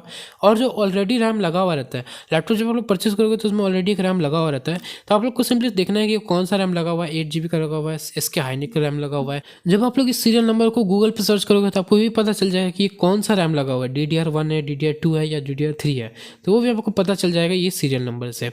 और उसके बाद आप लोग सेम टू सेम एक और रैम लेके यहाँ पे इसको अपग्रेड भी कर सकते हो। लैपटॉप में आप लोग रैम को अपग्रेड कर सकते हो अगर उसमें एक्सपेंशन स्लॉट दिया हुआ है तो। नॉर्मली लैपटॉप में एक रैम लगा रहता है 8 GB का। मैं आप लोग को रिकमेंड करूँगा कि अगर आप लोग लैपटॉप को यूज़ करते हो तो मिनिमम उसमें 8 GB रैम होना ही चाहिए। अगर आप एडिटिंग वगैरह करते हो, गेमिंग करते हो तो उसमें 16 GB रैम होना चाहिए। और जब आप लोग लैपटॉप को परचेस किया था अगर उसमें 8 GB रैम था तो आप लोग नया 8 GB रैम का और एक रैम लेके उसको लगा सकते हो और आपके पास 16 GB रैम हो जाएगा। तो इस तरीके से हमारा रैम को अपग्रेड करते हो, इस तरीके से रैम हमारा लगा हुआ रहता है। और जो मैं आपको बता रहा था DDR1 DDR2 के बारे में, तो ये है हमारा DDR1 रैम, DDR2 रैम, ये DDR3 रैम है, ये DDR4 रैम है, DDR5 रैम है। डिफरेंस क्या है सब में, जो एकदम पुराना रैम था पहले DDR रैम आया, फिर DDR2 आया, फिर DDR3 आया, अभी लेटेस्ट में DDR5 चल रहा है। तो अभी जो आप लोग लैपटॉप रिपेयर करोगे तो मैक्सिमम लैपटॉप में आपको DDR5 अभी एकदम नया नया आया है, मैक्सिमम आपको DDR4 रैम देखने को मिलेगा और जो था पुराना लैपटॉप उसमें DDR3 रैम देखने को मिलेगा। और जिस लैपटॉप में DDR3 रैम लगा हुआ है उसमें आप DDR4 रैम नहीं लगा सकते हो। आप इसका नॉच देख के समझ जाओगे। इसमें देखिए कि नॉच दिया हुआ है ना, यहाँ पे नॉच है, DDR2 रैम का नॉच देखिए। अगर नॉच यहाँ पे बना हुआ है, अगर आपके लैपटॉप में DDR2 रैम लगा हुआ है, DDR3 रैम उसमें आएगा ही नहीं क्योंकि नॉच अलग जगह है। तो ये नॉच आप लोग को देखना होता है और आपको नॉच को देखते हुए अपने रैम को लगाना होता है लैपटॉप के अंदर। जैसे कि देख सकते हो यहाँ पे हमारा नॉच दिया हुआ है, ये नॉच यहाँ पे है और ये नॉच यहाँ पे है, तो इस तरीके से हमारा रैम लगेगा। अगर आप इसको उल्टा कर दोगे तो आपका नॉच यहाँ चला जाएगा और यहाँ पे तो कोई नॉच नहीं है, तो आप लोग समझ जाओगे कि ये रैम ऐसे नहीं लगेगा, तो उसको आपको उल्टा लगाना होता है। तो इस तरीके से आप लोग रैम को अपग्रेड कर सकते हो, उसको चेंज कर सकते हो। और ये रैम का ये जो गोल्डन पार्ट आप लोग देख रहे हो ना, कभी कभी जो लैपटॉप बहुत ज़्यादा पुराना हो जाता है तो ये गोल्डन पार्ट में कार्बन जमा हो जाता है, तो इसको आपको क्लीन करना होता है। क्लीन करने के लिए आप इसको कपड़ा से क्लीन कर सकते हो, इरेजर से क्लीन कर सकते हो। मोस्ट ऑफ द केसेस में कपड़ा इरेजर से काम चल जाता है। अगर लैपटॉप बहुत ही ज़्यादा पुराना है, बहुत ही पुराना रैम उसमें लगा हुआ है, तब आपको जो मैं केमिकल बताया था ना, आइसोप्रोपेट अल्कोहल जो मैंने आपको बताया था, उसको आपको यूज़ करना रहता है इसको क्लीन करने के लिए। तो इस तरीके से आप लोग उसको क्लीन कर सकते हो। मोस्ट ऑफ द केसेस में इरेजर से आपका काम चल जाएगा। आप लोग सिंपली इरेजर से इसको रब कीजिए 2-3 बार, आपका रैम क्लीन हो जाएगा। अब बात करते हैं स्टोरेज के बारे में। लैपटॉप के अंदर एक स्टोरेज होता है, वो किस टाइप का स्टोरेज होता है चलिए देखते हैं। तो टोटल 4 टाइप का स्टोरेज होता है। ये जो आप लोग हार्ड डिस्क देख रहे हो, ये 3.5 इंच का हार्ड डिस्क है जो हमारा डेस्कटॉप में लगता है। ये वाला हार्ड डिस्क लैपटॉप में नहीं लगेगा। ये काफ़ी बड़ा हार्ड डिस्क होता है जो कि इसका साइज़ आप लोग देख सकते हो। लैपटॉप में जो स्टोरेज लगता है वो हमारा ये 3 लगता है। एक हमारा HDD लगता है जो कि 2.5 इंच का होता है। एक SSD होता है, वो भी 2.5 इंच का होता है। इसको हम लोग बोलते हैं SATA SSD, इसको SATA SSD बोलते हैं, इसको SATA हार्ड डिस्क बोलते हैं। तो ये जो हार्ड डिस्क होता है और ये जो SSD होती है ये हमारे SATA पोर्ट पे लगता है, जो मैंने आपको SATA पोर्ट दिखाया था ना। तो ये जो आप लोग लैपटॉप में यहाँ पे जो देख रहे हो ये SATA पोर्ट, ये आपका जो हार्ड डिस्क है और SSD है वो यहाँ पे लगेगा। और जो NVMe SSD होता है वो आपका यहाँ पे लगता है, कुछ इस जगह पे, और SATA हार्ड डिस्क यहाँ पे लगता है। तो ये जो 2 हार्ड डिस्क देख रहे हो ये आपके SATA पोर्ट पे लगेगा। अगर आपके लैपटॉप में हार्ड डिस्क लगा हुआ है, आप लोग सिर्फ उसको रिप्लेस कर दीजिए SSD से, आपका लैपटॉप बहुत ज़्यादा फास्ट हो जाएगा। SSD बहुत ज़्यादा फास्ट होता है हार्ड डिस्क से। जो हमारा पुराना हार्ड डिस्क होता है इसके अंदर एक प्लेटर होता है, एक डिस्क लगा रहता है, फिर उसमें मोटर भी लगा रहता है जो घूमता है, फिर वो डेटा को रीड एंड राइट करता है। लेकिन जो SSD होता है उसमें चिप लगा रहता है जो काफ़ी ज़्यादा फास्ट रहता है। तो आप लोग को ऑलवेज SSD यूज़ करना चाहिए। SSD से आपका लैपटॉप काफ़ी ज़्यादा फास्ट हो जाता है। स्पेशली विंडोज़ आपको हमेशा एसएसडी में इंस्टॉल करना चाहिए। और ये जो आप लोग देख रहे हो इसको हम लोग बोलते हैं M.2 एसएसडी, इस टाइप का होता है और ये हमारा डायरेक्टली मदरबोर्ड पे लगता है। और यहाँ पे एक स्क्रू देने का ऑप्शन है, आपको सिंपली मदरबोर्ड पे उसको लगाना है और यहाँ पे स्क्रू दे देना है और आपका लैपटॉप का एसएसडी लग जाएगा। M.2 एसएसडी होता है, ये सबसे ज़्यादा फास्ट एसएसडी होता है। गेमिंग के लिए और वीडियो एडिटिंग के लिए ये एसएसडी रिकमेंडेड रहता है। तो कोई भी हैवी काम के लिए ये एसएसडी आप लोग यूज़ कीजिए, आपको काफ़ी अच्छा परफॉर्मेंस मिलेगा। अब यहाँ पे एक और मैं आप लोगों को डिटेल लुक दिखा देता हूँ। जो हमारा साटा हार्ड डिस्क होता है वो कुछ ऐसा दिखता है। इसके अंदर आप लोग देख रहे हो एक प्लेटर है जो गोल गोल घूमता है, यहाँ पे एक मोटर लगा हुआ रहता है और यहाँ पे हमारा एक पिन रहता है जो डेटा को रीड एंड राइट करता है। इसकी वजह से ये काफ़ी ज़्यादा स्लो हो जाता है और ये बहुत ही जल्दी ख़राब हो जाता है। अगर इसमें थोड़ा सा भी शॉक लगता है, थोड़ा सा गिर जाता है हार्ड डिस्क, तो ये हार्ड डिस्क बहुत ही जल्दी ख़राब हो जाता है। इसका जो प्लेट वगैरह है ख़राब हो जाता है, फिर ये रिपेयर भी नहीं होता है। और ये हार्ड डिस्क का डेटा रिकवरी कॉस्ट भी काफ़ी ज़्यादा होता है और जल्दी ख़राब भी हो जाता है। इसलिए आपको हार्ड डिस्क को जितना हो सके अवॉइड करना चाहिए। सबसे बेस्ट होता है एसएसडी। अगर आप लोग एसएसडी यूज़ करोगे तो आपका डेटा भी सेफ रहेगा, ये लंबा चलता भी है और फास्ट भी रहता है। तो एसएसडी के अंदर आपका लगा रहता है आईसी, जो आप लोग देख रहे हो, या आईसी के अंदर ये चिप के अंदर आपका डेटा स्टोर रहता है जो कि काफ़ी ज़्यादा फास्ट होता है हार्ड डिस्क कंपेरेटिवली। और जो एनवीएम एसएसडी होता है वो कुछ इस टाइप का होता है, ये भी काफ़ी ज़्यादा फास्ट होता है। ये डायरेक्टली आपके मदरबोर्ड पर लगता है और इस टाइप का कुछ इसका स्ट्रक्चर रहता है और इसका स्पीड काफ़ी ज़्यादा होता है एनवीएम एसएसडी का। और ये जो आप लोग देख रहे हो ये M.2 साटा एसएसडी है और ये भी मदरबोर्ड पे लगता है, लेकिन इसमें 2 नॉच होता है। ये पहले यूज़ होता था लेकिन अभी ज़्यादातर यही यूज़ होता है एनवीएम एसएसडी। और आप लोगों को मैक्सिमम यही एसएसडी देखने को मिलेगा जिसका इस टाइप का नॉच होता है और एनवीएमई इसको बोलते हैं, M.2 एनवीएमई। तो इस टाइप के हमारे स्टोरेज ऑप्शन अवेलेबल होते हैं। अब अगर आपको साटा एसएसडी को निकालना है, उसको रिप्लेस करना है, तो कैसे रिप्लेस करोगे? आपको साटा एसएसडी के यहाँ पे एक स्क्रू मिलेगा, आपको सिंपली इस स्क्रू को ओपन करना है। ओपन करने के बाद आपको जो एसएसडी है वो ऑटोमेटिक ऊपर की तरफ उठ जाएगा थोड़ा, फिर आपको ईजिली इसको निकाल देना है। इसको थोड़ा सा खींचने के बाद ये निकल जाएगा और इस तरीके से आप लोग को यहाँ से एसएसडी आपका निकल जाता है और फिर आपको नया एसएसडी लाकर लगा देना है। ये जो एसएसडी अगर इसका स्टोरेज कम है, 500 GB है, तो आप लोग 1 TB का एसएसडी लाकर इसमें लगा सकते हो। उससे आपका लैपटॉप में और ज़्यादा स्टोरेज इंक्रीज हो जाएगा। अब अगर आपके मन में डाउट है कि आपके लैपटॉप में कौन सा एसएसडी लगेगा, Gen 1, Gen 2, Gen 3, Gen 4 और Gen 5 में भी आ चुका है, कौन सा जनरेशन का एसएसडी लगेगा, ये सब अगर डाउट है आपके लैपटॉप में, तो आप लोग सिंपली CPU जेट का यूज़ कर सकते हो, जो मैंने आपको सॉफ्टवेयर बताया था। और या फिर आप लोग जो मदरबोर्ड है वहाँ पे आप लोग देख सकते हो, यहाँ पे कोड लिखा हुआ है। इस नंबर को आप लोग गूगल पे सर्च करोगे या चैट जीपीटी पे सर्च करोगे तो आपको पता चल जाएगा कि यहाँ पे कौन सा एसएसडी आपका लगेगा। और सिंपली आप लोग नॉच भी देख सकते हो, इस टाइप का नॉच वाला एसएसडी आपको लगेगा और ये कोड तो दिया हुआ है यहाँ पे। तो इस तरीके से आप लोग देख के इसमें सेम टू सेम ऐसा एसएसडी ला के लगा सकते हो।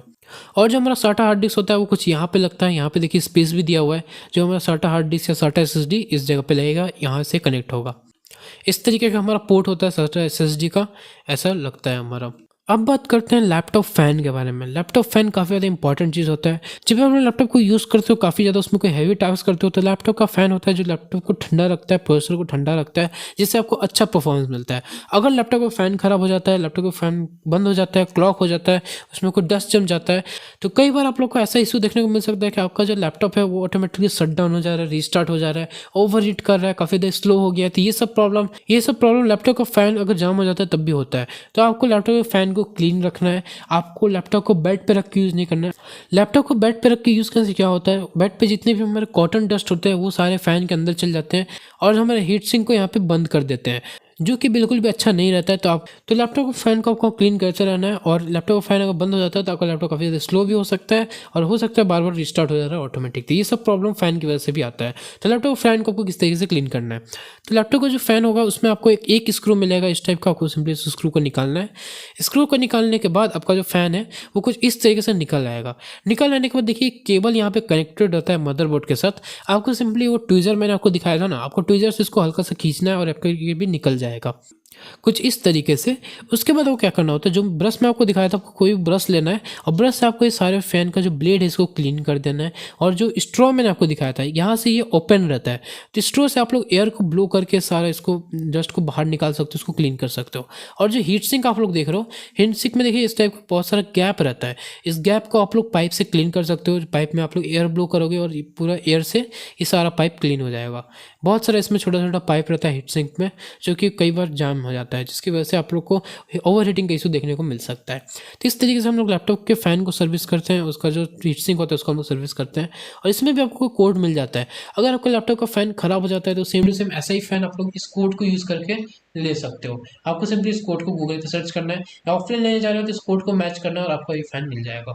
इस तरीके से हम लैपटॉप के फ़ैन को रिपेयर करते हैं, उसको सर्विस करते हैं और क्लीन करते हैं। अब बात करते हैं वाईफाई कार्ड के बारे में। वाईफाई कार्ड को किस तरीके से चेंज करना होता है। तो ये जो आप लोग देख रहे हो ये है हमारा वाईफाई कार्ड। यहाँ पे एक छोटा सा सेक्शन होता है जहाँ पे हमारा वाईफाई कार्ड लगता है। इसके ऊपर एक स्क्रू लगा रहता है। आपको सिंपली स्क्रू को हटाना है। स्क्रू को हटाने के बाद ये जो आपका वाईफाई कार्ड है, आप लोग नॉर्मली इसको खींचोगे और ये निकल जाएगा। तो जितने भी कंपोनेंट होते हैं लैपटॉप के अंदर, चाहे वो स्क्रीन, स्टोरेज या कोई भी चीज़ हो, फैन वगैरह, सब वो मदरबोर्ड से कनेक्टेड रहते हैं। ये जो आप लोग देख रहे हो यहाँ से हमारा पावर कनेक्टेड रहता है, ये वाला। फिर ये जो आप लोग देख रहे हो यहाँ पे फैन कनेक्ट हो जाता है, यहाँ पे भी कुछ चीज़ कनेक्टेड रहता है। फिर यहाँ पे भी हमारा दिया हुआ है। और ये आप लोग देख रहे हो JHDT, मतलब यहाँ पे हार्ड डिस्क कनेक्टेड रहता है। तो यहाँ पे आपको नेम भी लिखा हुआ मिल जाता है। तो इस तरीके के बहुत सारे पिन्स आपको मिलेंगे जिसमें सारा जो केबल से वो कनेक्टेड रहते हैं मदरबोर्ड पे। तो अगर लैपटॉप में वाईफाई नहीं आ रहा है, ब्लूटूथ काम नहीं कर रहा है, डिसेबल हो चुका है, तो आप लोग को सिंपली वाईफाई कार्ड को चेंज करना होता है। अगर उसमें प्रॉब्लम आ रहा है ऐसा कुछ, तो वाईफाई कार्ड के खराब हो जाने से ये प्रॉब्लम आता है। तो आपको सिंपली इस स्क्रू को ओपन करना है। स्क्रू को ओपन करने के बाद आपका जो वाईफाई कार्ड है आप लोग बहुत ईजिली इसको निकाल पाओगे। और same to same WiFi card के लिए ये जो आपको कोड नंबर दिख रहा है, सेम नंबर का कोई वाईफाई कार्ड मार्केट से लेके आना है और यहाँ पे आप लोग लगा देना है। और ये आप लोग देख सकते हो इस तरीके से हमारा वाईफाई कार्ड निकलता है। आप लोग को सिंपली वो स्क्रू खोलने के बाद धीरे से निकालना है और वो निकल जाएगा। बहुत ज़्यादा मेहनत नहीं है इसमें, बहुत ही सिंपल तरीके से निकल जाएगा।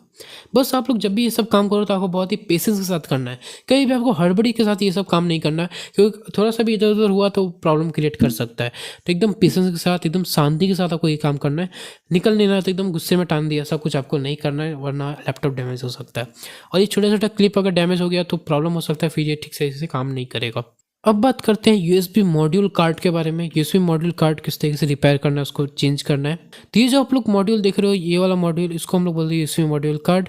कई बार क्या होता है यूएसबी खराब हो जाता है, तो उसके लिए आपको ये दो स्क्रू जो आपको दिख रहा है इसको निकालना है और ये पूरा मॉड्यूल आपका निकल के आ जाएगा कुछ इस तरीके से। और ये मॉड्यूल में देखिए यहाँ पे ये दो हमारा यूएसबी पोर्ट है जिसमें हम लोग पेनड्राइव वगैरह लगाते हैं। इसमें एक आईसी लगा हुआ है जो इस पूरे डेटा को प्रोसेस करता है। प्रोसेस करने के बाद वो इस केबल के थ्रू भेजता है डेटा को, और ये डेटा हमारा जाता है मदरबोर्ड पे। मदरबोर्ड पे हमारा सीपीयू के पास जाता है। तो इस तरीके से काम करता है। अब अगर आपका ये मॉड्यूल खराब हो गया है तो आपको सिंपली एक केबल को निकालना है। निकालने के बाद ये जो पूरा मॉड्यूल आपको चेंज कर देना है। इसका मॉडल नंबर आपको यहाँ पे मिल जाएगा। आपको सेम टू सेम इसी मॉडल नंबर का लेके आना है और उसको रिप्लेस कर देना है। बहुत ही सिंपल है।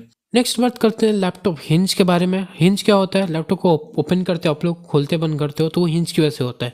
कई बार लैपटॉप का हिंज खराब हो जाता है जिसकी वजह से लैपटॉप काफ़ी ज़्यादा टाइट हो जाता है, वो खुलता नहीं है ढंग से, काफ़ी ज़्यादा बॉवेल करता है। लैपटॉप का हिंज खोलो तो लैपटॉप भी पूरा खुल जाता है। तो ये सब प्रॉब्लम आपको मिल सकता है हिंज से रिलेटेड। तो इसको कैसे फिक्स करना है? तो हिंज के लिए आप लोग को ये जो लैपटॉप का हिंज आपको इस तरीके दिख रहा है, इसमें दो स्क्रू लगा हुआ है। इस स्क्रू और इस स्क्रू को आपको ओपन करना है। ओपन करने के बाद आप लोग इसके हिंज को ओपन कर पाओगे। तो इस तरीके से आपका हिंज ओपन हो जाएगा। ओपन करने के बाद इसको आपको टानना होता है इस तरीके से ऊपर की तरफ, और आपका हिंज ऐसे ओपन हो जाएगा। सिमिलरली जो नीचे वाला पार्ट है, स्क्रीन वाले पार्ट में भी हिंज आपको मिलेगा, उसमें भी दो स्क्रू लगा रहता है। ऐसे ही आपको खोलना है और आपका पूरा हिंज निकल के आ जाएगा। फिर हिंज के ऊपर देखिए, यहाँ पर लोग ध्यान से देखिए कि स्टिकर लगा हुआ है। इस स्टिकर में आप लोग को सीरियल नंबर मिल जाएगा। इसी सीरियल नंबर से आपको ये हिंज सर्च करना है और इसी सेम टू सेम हिंज को आपको परचेस करना है और यहाँ पर बस रिप्लेस कर देना है। बहुत ही ईजी है, आप लोग बहुत आराम से इसको कर पाओगे।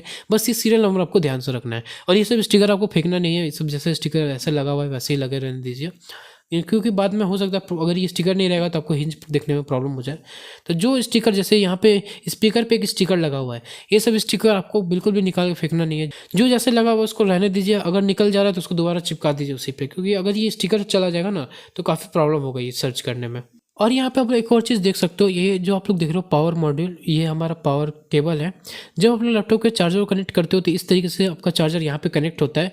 और ये जो चीज़ आप लोग देख रहे हो, कई बार क्या होता है बहुत ज़्यादा हीट की वजह से ये चीज़ हमारा जल जाता है। तो जलने की वजह से ये चीज़ हमारा काम करना बंद कर देता है। कई बार होता है कि हमारा लैपटॉप चार्ज नहीं हो रहा है, लैपटॉप कोई रिस्पॉन्स नहीं दे रहा है, लैपटॉप डेड पड़ा हुआ है, तो ये जलने की वजह से भी होता है। तो आपको सिंपली इसको निकालना होता है। निकालने के बाद इसका भी एक सीरियल नंबर होता है, आपको उसको चेंज करना होता है और चेंज करने के बाद आपका काम हो जाएगा। ये सब चीज़ रिपेयर नहीं होता है, रिप्लेस होता है। तो आपको रिप्लेस करना होता है सारे स्पेयर पार्ट को। तो आप लोग देख सकते हो इस तरीके से आपको निकालना होता है। अब आपके पास अगर ट्विज़र रहेगा ना तो बहुत ही इजीली निकल जाता है। कई बार छोटी छोटी जगह पे हाथ से निकालने में बहुत दिक्कत होता है, तो ट्विज़र आपका काम काफ़ी ज़्यादा आसान कर देता है। तो इस टाइप का एक एंगल ट्विज़र आप लोग डेफिनेटली ले लीजिएगा। और अच्छी क्वालिटी के ट्विज़र के लिंक मैंने आप लोग को स्टार्टिंग में ही दे रखा था, वहाँ से आप लोग डेफिनेटली परचेस कर सकते हो। और इस तरीके से आपको ये मॉड्यूल को निकालना होता है, इसको आपको चेंज करना होता है। तो ये है हमारा लैपटॉप का सारा पार्ट्स। अब देख सकते हो सारा चीज़ यहाँ पे निकल चुका है। बैटरी निकल चुका है। बैटरी निकलने के बाद आप लोग यहाँ पे देख सकते हो हमारा ट्रैक पैड। अगर ट्रैक पैड में कोई प्रॉब्लम आ गया, ट्रैक पैड में कोई लिक्विड गिर गया, तो उसको कैसे फिक्स करना है। यहाँ पे देख सकते हो ये जो कनेक्टर आप लोग देख रहे हो, ये कनेक्टर और ये कनेक्टर, ये हमारा ट्रैक पैड का कनेक्टर है जो कि यहाँ पे कनेक्टेड है। ये जो कनेक्टर देख रहे हो ये हमारा बटन का कनेक्टर है, लाइट की लेफ्ट के का कनेक्टर कनेक्टर है जो कि इस तरीके से कनेक्टेड है। और ये जो बड़ा वाला कनेक्टर आप लोग देख रहे हो ये हमारा कीबोर्ड का कनेक्टर है। तो ये कीबोर्ड से कनेक्टेड है, हमारा यहाँ से कीबोर्ड गया हुआ है। तो अगर ट्रैक पैड में कोई लिक्विड गिर गया तो आपको क्या करना है, ये कनेक्टर हटाना है, ये पूरा चीज़ को आपको हटा देना है। हटाने के बाद ये जो 2 स्क्रू आपको मिल रहा है इसको आपको खोलना है। खोलने के बाद ये जो चीज़ है ये आपका पूरा ये मदरबोर्ड निकल जाएगा, जो छोटा सा यहाँ पे है जो बटन्स है इसको आपको क्लीन करना है। वो केमिकल से, अगर इसमें लिक्विड गिरा है तो कॉफ़ी वगैरह गिर गया है तो जो केमिकल मैंने आपको स्टार्टिंग में दिखाया था उस केमिकल से आपको उसको क्लीन करना है ब्रश से। फिर ये जो सर्किट बोर्ड है इससे आपका कॉफ़ी हट जाएगा और आपको ये दोबारा काम करना स्टार्ट कर देगा। और ट्रैक पैड को भी सेम रिपेयर करने के लिए आपको क्लीन करना है, तो इसको निकालने के बाद आप लोग क्लीन कर सकते हो और इस तरीके से हमारा ट्रैक पैड भी रिपेयर हो जाता है। अगर ट्रैक पैड खराब हो गया तो यहाँ पे भी आपको 2-3 स्क्रू मिलता है, उसको खोलने के बाद ट्रैक पैड भी आपका बाहर आ जाएगा। और यहाँ पे आप लोग देख रहे हो 3.5 mm जैक, ये जो चीज़ आप लोग देख रहे हो ये हमारा 3.5 mm जैक। अगर लैपटॉप का हेडफोन जैक्सन काम नहीं कर रहा है, हेडफोन लगाने से कोई आवाज़ नहीं आ रहा है, तो आपको सिंपली इसको रिप्लेस करना होता है। यहाँ पे आपको सीरियल नंबर मिल जाएगा, same to same serial number से आपको ये पार्ट्स लेके आना है और यहाँ पे लगाना है और ये कनेक्टर से इसको कनेक्ट कर देना है, फिर आपका काम बन जाएगा। ये जो कनेक्टर है इसको कैसे ओपन करना है चलिए वो भी मैं आपको दिखा देता हूँ। तो यहाँ पे आप लोग देख सकते हो जितने भी कनेक्टर होते हैं वो कुछ इस टाइप के होते हैं, एकदम डिटेल जूम व्यू में आपको दिखा रहा हूँ। ये जो कनेक्टर होता है इसमें और ब्लैक एक पट्टी रहता है जिसको आपको ऊपर की तरफ उठाना रहता है। जब आप उसको उठा दोगे तो ये जो केबल है ये केबल बहुत ही आराम से निकल जाएगा। फिर वापस लगाने के टाइम आपको नॉर्मली जैसे हम लोग पहले के टाइम पे सिम कार्ड लगाते थे ना या मेमोरी कार्ड लगाते थे बटन वाले फ़ोन में, उसी तरीके से आपको इसको यहाँ पे लगाना है और इसको लॉक कर देना है। बहुत ही सिंपल है, बहुत ही ईजी है। बस आपको इसको उठाना है, इसको निकालना है, फिर जो दूसरा पार्ट्स लाए उसको लगाना है, फिर इसमें इससे स्टार्ट करना है और इसको लॉक कर देना है। ये ब्लैक कलर का जो पार्ट आपको दिख रहा है ये लॉक करने के लिए होता है और ये चीज़ आपका यहाँ पे इंसर्ट होगा। और एक चीज़ आपको यहाँ पे देखना है कि जितने भी कनेक्टर होता है ना वो सब अलग अलग टाइप का होता है। जैसे ये कनेक्टर का साइज़ देखिए अलग है, ये वाला देखिए इसका साइज़ अलग है, इसका साइज़ अलग है और इसका भी साइज़ अलग है, इसका भी साइज़ अलग है। तो कहीं भी ऐसा नहीं होगा कि आप लोग इसको लेके यहाँ लगाने की जगह यहाँ लगा दिए, ऐसा कभी होगा नहीं आपके साथ, क्योंकि सबका साइज़ अलग अलग है। जो केबल जहाँ पे लगना होता है वो वहीं पे लगेगा। तो आप लोग को इसका टेंशन नहीं लेना है कौन सा केबल कहाँ लगेगा, वो आप लोग सिंपली साइज़ देख के वो समझ जाओगे। तो ये था हमारा कि लैपटॉप का सारा पार्ट्स मदरबोर्ड के साथ किस तरीके से कनेक्टेड रहता है। अब हम लोग देख सकते हो सारा पार्ट्स यहाँ से निकाल दिया गया है और कुछ कुछ पार्ट्स यहाँ पे बचा हुआ है, जिस तरीके से हमारा लैपटॉप दिखने को मिलता है। अब हम लोग बात करते हैं मदरबोर्ड के बारे में। तो चलिए मदरबोर्ड के बारे में डिटेल में देखते हैं। अब लैपटॉप का मदरबोर्ड होता कैसा है, उसमें क्या क्या चीज़ लगा हुआ रहता है उसके बारे में बात करते हैं। तो लैपटॉप का मदरबोर्ड निकालने के लिए जो लैपटॉप को जब आप लोग सब चीज़ खोल लोगे तो यहाँ पे आपको 4 स्क्रू मिलेगा। एक यहाँ मिलेगा आपको, एक यहाँ मिलेगा, दूसरा यहाँ मिलेगा, तीसरा यहाँ मिलेगा। तो इस तरीके से 4 स्क्रू आपको यहाँ पे मिलेगा। ये 4 स्क्रू को आपको ओपन करना होता है, फिर आप लोग नॉर्मली हाथ से इसको निकालोगे तो ये निकल जाएगा कुछ इस तरीके से। तो सारे स्क्रू ओपन करने के बाद बहुत ईजिली आप लोग मदरबोर्ड को निकाल पाओगे। मदरबोर्ड को आप लोग बहुत ही आराम से निकाल पाओगे सारे स्क्रू खोलने के बाद। फिर मदरबोर्ड आपको कुछ इस तरीके से दिखेगा। तो ये है हमारा मदरबोर्ड लैपटॉप का। अब ये जो मदरबोर्ड आप लोग जो स्क्रीन पर देख रहे हो ये मदरबोर्ड है गेमिंग लैपटॉप का। तो गेमिंग लैपटॉप का मदरबोर्ड कुछ ऐसा होता है। अब यहाँ पे आप लोग एकदम स्टार्टिंग से स्टार्ट करते हैं। ये जो चीज़ आप लोग देख रहे हो सिल्वर कलर का जो यहाँ पे बॉक्स टाइप का है, ये हमारा SD कार्ड रीडर, जिसमें आप लोग SD कार्ड डाल के रीड कर सकते हो। जो हमारा DSLR वगैरह में SD कार्ड यूज़ होता है उसको निकालने के बाद आपको यहाँ निकालना रहता है, फिर आप लोग उसको अपने लैपटॉप पे एक्सेस कर सकते हो। यहाँ पे आपको मिलता है एक USB पोर्ट जिसमें आप लोग पेन ड्राइव वगैरह लगा सकते हो। ये जो चीज़ आप लोग देख रहे हो इसको हम लोग बोलते हैं M.2 NVMe SSD का स्लॉट, और यहाँ पे आपका M.2 NVMe SSD लगता है कुछ इस तरीके से। ठीक है, नेक्स्ट आप लोग यहाँ पे 3 चिप मिलता है। ये जो आप लोग चिप देख रहे हो यहाँ पे टोटल 3 चिप है, और ये 3 चिप क्या क्या है मैं आपको बताता हूँ। ये है हमारा प्रोसेसर, जो हमारा इंटेल कोर i3 i5 जो प्रोसेसर होता है वो हमारा ये होता है। तो ये हमारा प्रोसेसर AMD का भी हो सकता है, इंटेल का भी हो सकता है। ये सारा प्रोसेसर जो होता है एम्बेडेड रहता है लैपटॉप के मदरबोर्ड के अंदर। ये जो आप लोग देख रहे हो बड़ा सा चिप, ये है हमारा ग्राफिक कार्ड। NVIDIA का जो ग्राफिक कार्ड होता है या कोई भी कंपनी का ग्राफिक कार्ड होता है वो कुछ इस टाइप से लैपटॉप के मदरबोर्ड में लगा हुआ रहता है। इसके साइड में जो आप लोग 4 बॉक्स देख रहे हो या फिर टोटल आप लोग 6 बॉक्स देख रहे हो, 6 बॉक्स का मतलब है ये है हमारा 6 GB रैम का ग्राफिक कार्ड, जो 6 DDR रैम इसमें लगा हुआ है। इसको हम लोग बोलते हैं DDR रैम, जो कि ग्राफिक कार्ड के साथ में सोल्डेड रहता है मदरबोर्ड के अंदर। और जब भी आप लोग ग्राफिक कार्ड परचेस करते हो तो उसमें रहता है ना कि 2 GB रैम है, 4 GB रैम है, 6 GB रैम का ग्राफिक कार्ड है। तो 6 GB रैम का ग्राफिक कार्ड रहेगा तो उसमें 6 ऐसा चिप रहेगा जो कि हमको DDR चिप इसको बोलते हैं। जो DDR रैम हमारा होता है ग्राफिक कार्ड का, वो इस तरीके से लगा हुआ रहता है। और ये जो आप लोग देख रहे हो यहाँ पे जो चिप है इसको हम लोग बोलते हैं साउथ ब्रिज। साउथ ब्रिज का क्या काम होता है, ये जितने भी आप लोग चीज़ देख रहे हो जो हमारे साउथ के सेक्शन में जितने भी कंपोनेंट्स है, ये सारे कंपोनेंट साउथ ब्रिज के साथ कनेक्टेड रहते हैं। फिर साउथ ब्रिज जो कनेक्टेड रहता है वो CPU के साथ कनेक्टेड रहता है। तो सारा जो छोटा छोटा कंपोनेंट है सब कुछ कनेक्टेड रहता है साउथ ब्रिज के साथ, और साउथ ब्रिज हमारा कनेक्टेड रहता है CPU के साथ। तो इस तरीके से चीज़ काम करता है। फिर ये जो आपको 2 स्लॉट देख रहे हो ये हमारा रैम स्लॉट है। एक रैम हमारा यहाँ लगेगा, दूसरा रैम हमारा यहाँ लगेगा। फिर यहाँ पे कुछ कैपेसिटर, ट्रांजिस्टर, IC वगैरह है। और यहाँ पे आप लोग देख सकते हो सारे पोर्ट्स है। तो ये जो पोर्ट्स है, पहला पोर्ट्स है हमारा पावर पोर्ट, जिसमें हम लोग लैपटॉप को चार्जिंग पे लगाते हैं। सेकंड पोर्ट है हमारा टाइप सी पोर्ट।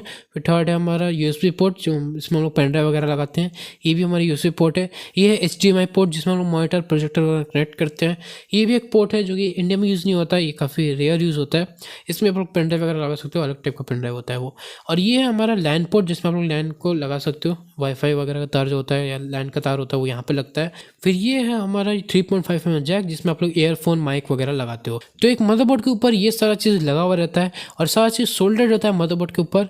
अब ये जो मदरबोर्ड होता है, कई बार मदरबोर्ड में कई कुछ प्रॉब्लम हो जाता है। जैसे कि मैं आपको एग्जांपल देता हूँ, अगर आप लोग कोई बहुत ही पुराना लैपटॉप रिपेयर कर रहे हो, तो हो सकता है मदरबोर्ड में कहीं कहीं कार्बन जम गया होगा या फिर कहीं कहीं बहुत ज़्यादा डस्ट जम गया होगा। तो कार्बन को निकालने के लिए, डस्ट को निकालने के लिए हम लोग वो केमिकल यूज़ करते हैं, जो मैंने आपको बताया था।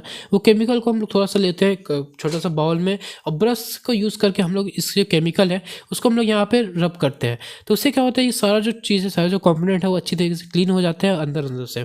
तो उस केमिकल को हम लोग यूज़ करते हैं सारे कंपोनेंट को क्लीन करने के लिए, जितने भी आप लोग कंपोनेंट देख रहे हो। जैसे ये जो कंपोनेंट है, इसके अंदर काफ़ी ज़्यादा गैप है, ये गैप के अंदर हो सकता है काफ़ी ज़्यादा डस्ट हो गया हो, काफ़ी सारे अलग अलग टाइप के यहाँ पे जर्म्स हो गए हो। तो आप लोग उसको सिंपली यहाँ पे उस केमिकल को यूज़ करके हटा सकते हो। तो उस केमिकल को हम लोग यूज़ करते हैं मदरबोर्ड को क्लीन करने के लिए। अब चलिए एक और मदरबोर्ड हम लोग देख लेते हैं। ये जो मदरबोर्ड मैंने आपको दिखाया, ये था गेमिंग लैपटॉप का मदरबोर्ड। अब दूसरा मदरबोर्ड जो मैं आपको दिखा रहा हूँ, ये एक नोटपैड का मदरबोर्ड है। नोटबुक मतलब जो हमारा नोटबुक लैपटॉप होता है, ये नोटबुक लैपटॉप का मदरबोर्ड है। अब ये मदरबोर्ड में हम लोग एक चीज़ देखोगे कि इसमें कोई ग्राफिक कार्ड नहीं है, और यहाँ पे एक इंटीग्रेटेड ग्राफिक है। ये हमारा सीपीयू है, इसके साथ ये ग्राफिक कार्ड इंटीग्रेटेड है, जिसको हम लोग बोलते हैं इंटेल आइरिस। जो ग्राफिक कार्ड होता है वो यहाँ पे दिया हुआ है। देन आप लोग यहाँ पे रैम स्लॉट मिलता है, यहाँ पे आप लोग रैम लगा सकते हो, एक्स्ट्रा रैम लगा सकते हो। और ये जो आप लोग को 4 चिप मिल रहा है, ये उसको हम लोग बोलते हैं सोल्डेड रैम। ये हमारा सोल्डेड रहता है लैपटॉप के अंदर। तो जो नोटबुक होता है, जो थिन एंड लाइट लैपटॉप होता है, उसके अंदर कई बार सोल्डेड रैम यूज़ होता है। तो सोल्डेड रैम को आप लोग अपग्रेड नहीं कर सकते हो, रिप्लेस नहीं कर सकते हो। और एक्स्ट्रा रैम का अगर स्लॉट उसमें दिया हुआ है, तो आप लोग रैम को इंक्रीज कर सकते हो। कई बार नोटबुक में जो रैम का स्लॉट है वो नहीं दिया हुआ रहता है, तो रैम जो होता है वो इंक्रीज नहीं होता है। जितना रैम, अगर उसमें 8 GB रैम है तो 8 GB रैम ही रह जाता है। तो ये था हमारा एक नोटबुक लैपटॉप का मदरबोर्ड, जो कि कुछ इस टाइप का दिखता है। यहाँ पे आपको 2 M.2 स्लॉट मिल जाते हैं, जिसमें आप लोग M.2 लगा सकते हो। इसमें आप लोग को एक M.2 स्लॉट मिल जाता है, जिसमें आप लोग M.2 SSD लगा सकते हो। ये हमारा वाईफाई स्लॉट है, जिसमें हमारा वाईफाई कार्ड लगेगा। और जो बाकी आप लोग देख रहे हो, यहाँ पे कुछ पोर्ट्स है। ये हमारा यूएसबी पोर्ट है, और ये HDMI पोर्ट है, और ये हमारा 3.5 जैक है। तो इस तरीके का मदरबोर्ड हमारा दिखता है। अब ये मदरबोर्ड में आप लोग देख रहे हो बहुत सारे कंपोनेंट लगे हुए हैं। इस जगह पे देखिए कितने सारे यहाँ पे कंपोनेंट लगे हुए छोटे छोटे। इस सबको क्लीन करना काफ़ी ज़्यादा टफ हो जाता है, इसलिए हम लोग केमिकल यूज़ करते हैं। केमिकल को थोड़ा सा हम लोग ब्रश में लेके यहाँ पे बहुत आराम से इसको क्लीन कर देते हैं। तो इस तरीके से हम लोग क्लीन करते हैं। अब अगर आपके मन में एक डाउट आता है कि जिस मदरबोर्ड में जितने भी आईसी लगा हुआ है, जैसे कि ये देखिए यहाँ पे एक आईसी लगा हुआ है, एक नंबर लिखा हुआ है, और यहाँ पे लेनोवो लिखा हुआ है, ये एक आईसी है। और भी यहाँ पे बहुत सारा आईसी लगा हुआ है, ये आईसी है, ये आईसी है, फिर यहाँ भी आईसी लगा हुआ है। फिर अगर आपके मन में ये डाउट आता है कि कौन सा आईसी क्या काम करता है, तो इसको स्टडी करने के लिए ये जो आईसी में जो नेम लिखा रहता है और जो कोड लिखा रहता है, अगर आप इसको गूगल करोगे तो आप लोग को पता चल जाएगा कि ये आईसी का क्या काम होता है, ये आईसी हमारा क्या काम करता है, इसका पर्पस क्या होता है, वो सब कुछ आप लोग समझ पाओगे। तो सारे जो आईसी है ना, इसके ऊपर हमेशा कोड लिखा रहता है इस टाइप का। तो सारे आईसी के अंदर आपको कोड लिखा हुआ मिल जाएगा। उस कोड को आप लोग सर्च करके आईसी के बारे में और डिटेल में जान सकते हो, अगर आपको जानना है तो मदरबोर्ड को अगर आपको और स्टडी करना है तो आप लोग डेफिनेटली ऐसे करके और भी स्टडी कर सकते हो। ये था हमारा एक लैपटॉप का मदरबोर्ड। और ये जो आप लोग देख रहे हो, इसको हम बोलते हैं सीमोस बैटरी। जिस तरीके से हमारा मदरबोर्ड से कनेक्टेड रहता है, अगर ये बैटरी खत्म हो जाता है तो आपको सिंपली इसको निकालना होता है, नया बैटरी लाना होता है और यहाँ पे लगा देना होता है। बहुत सिंपल है। तो इस तरीके से हम लोग सीमोस बैटरी को रिप्लेस करते हैं। अब ये हमारा एक और मदरबोर्ड है। अब ये जो मदरबोर्ड है, ये भी एक गेमिंग लैपटॉप का मदरबोर्ड है, क्योंकि इसमें ग्राफिक कार्ड है और ये यहाँ पे हमारा DRAM भी है। इसको हम लोग DRAM बोलते हैं। तो ये 4 GB रैम है, तो 4 GB DRAM इसमें एक NVIDIA का ग्राफिक कार्ड है। और यहाँ पे हमारा जो प्रोसेसर होता है, प्रोसेसर है, साउथ ब्रिज है यहाँ पे। फिर ये हमारा 2 रैम का स्लॉट है, यहाँ पे पोर्ट्स है, ये सीमोस बैटरी है, और ये बहुत सारे कनेक्टर्स हैं यहाँ पे, जहाँ पे अलग अलग पेरिफेरल डिवाइस हमारे कनेक्टेड होंगे। ये हमारा M.2 का स्लॉट है, जिसमें हम लोग SSD लगा सकते हैं, M.2 SSD। और ये हमारा पावर बैटरी का स्लॉट है, जिसमें हमारा बैटरी कनेक्टेड रहता है। तो इस तरीके से हमारे मदरबोर्ड में सारे कंपोनेंट्स लगे हुए रहते हैं, और इससे कुछ मदरबोर्ड हमारा दिखता है लैपटॉप का। अब अगर मदरबोर्ड के किसी पार्ट में प्रॉब्लम आ गया है तो किस तरीके से आप लोग उसको डायग्नोस करोगे, किस तरह से आप पता लगाओगे कि मदरबोर्ड में कहाँ पे प्रॉब्लम आया है। तो इसके लिए हम लोग यूज़ करते हैं मल्टीमीटर, जो मैंने आपको स्टार्टिंग में टूल्स में दिखाया था। तो ये जो मल्टीमीटर होता है, आपको मल्टीमीटर से चेक करना होता है कि कंपोनेंट्स को। तो जैसे कि देखिए ये कंपोनेंट है। अब कंपोनेंट को अगर आप लोग ध्यान से देखोगे तो इसमें सिल्वर कलर का 2 पैर निकला रहता है इसका दोनों साइड पे। तो ये जो कंपोनेंट है, अगर ये कंपोनेंट ठीक तरह से काम कर रहा होगा तो इसके अंदर इलेक्ट्रिसिटी पास होगा, और अगर ये कंपोनेंट ख़राब हो जाएगा तो इसके अंदर इलेक्ट्रिसिटी पास नहीं होगा। तो आपको सिंपली ये जो हमारा जो वायर है, दोनों वायर लेना है, और जो सिल्वर कलर का दोनों में जो यहाँ पे पैर निकला हुआ है, ये दोनों पे हमको टच करना है। और टच करके आपको चेक करना है क्या ये जो आईसी है इसके अंदर से इलेक्ट्रिसिटी पास हो रहा है। अगर पास हो रहा है मतलब ये काम कर रहा है, और अगर ये ख़राब हो जाएगा तो इसमें जो इलेक्ट्रिसिटी है वो पास नहीं होगा।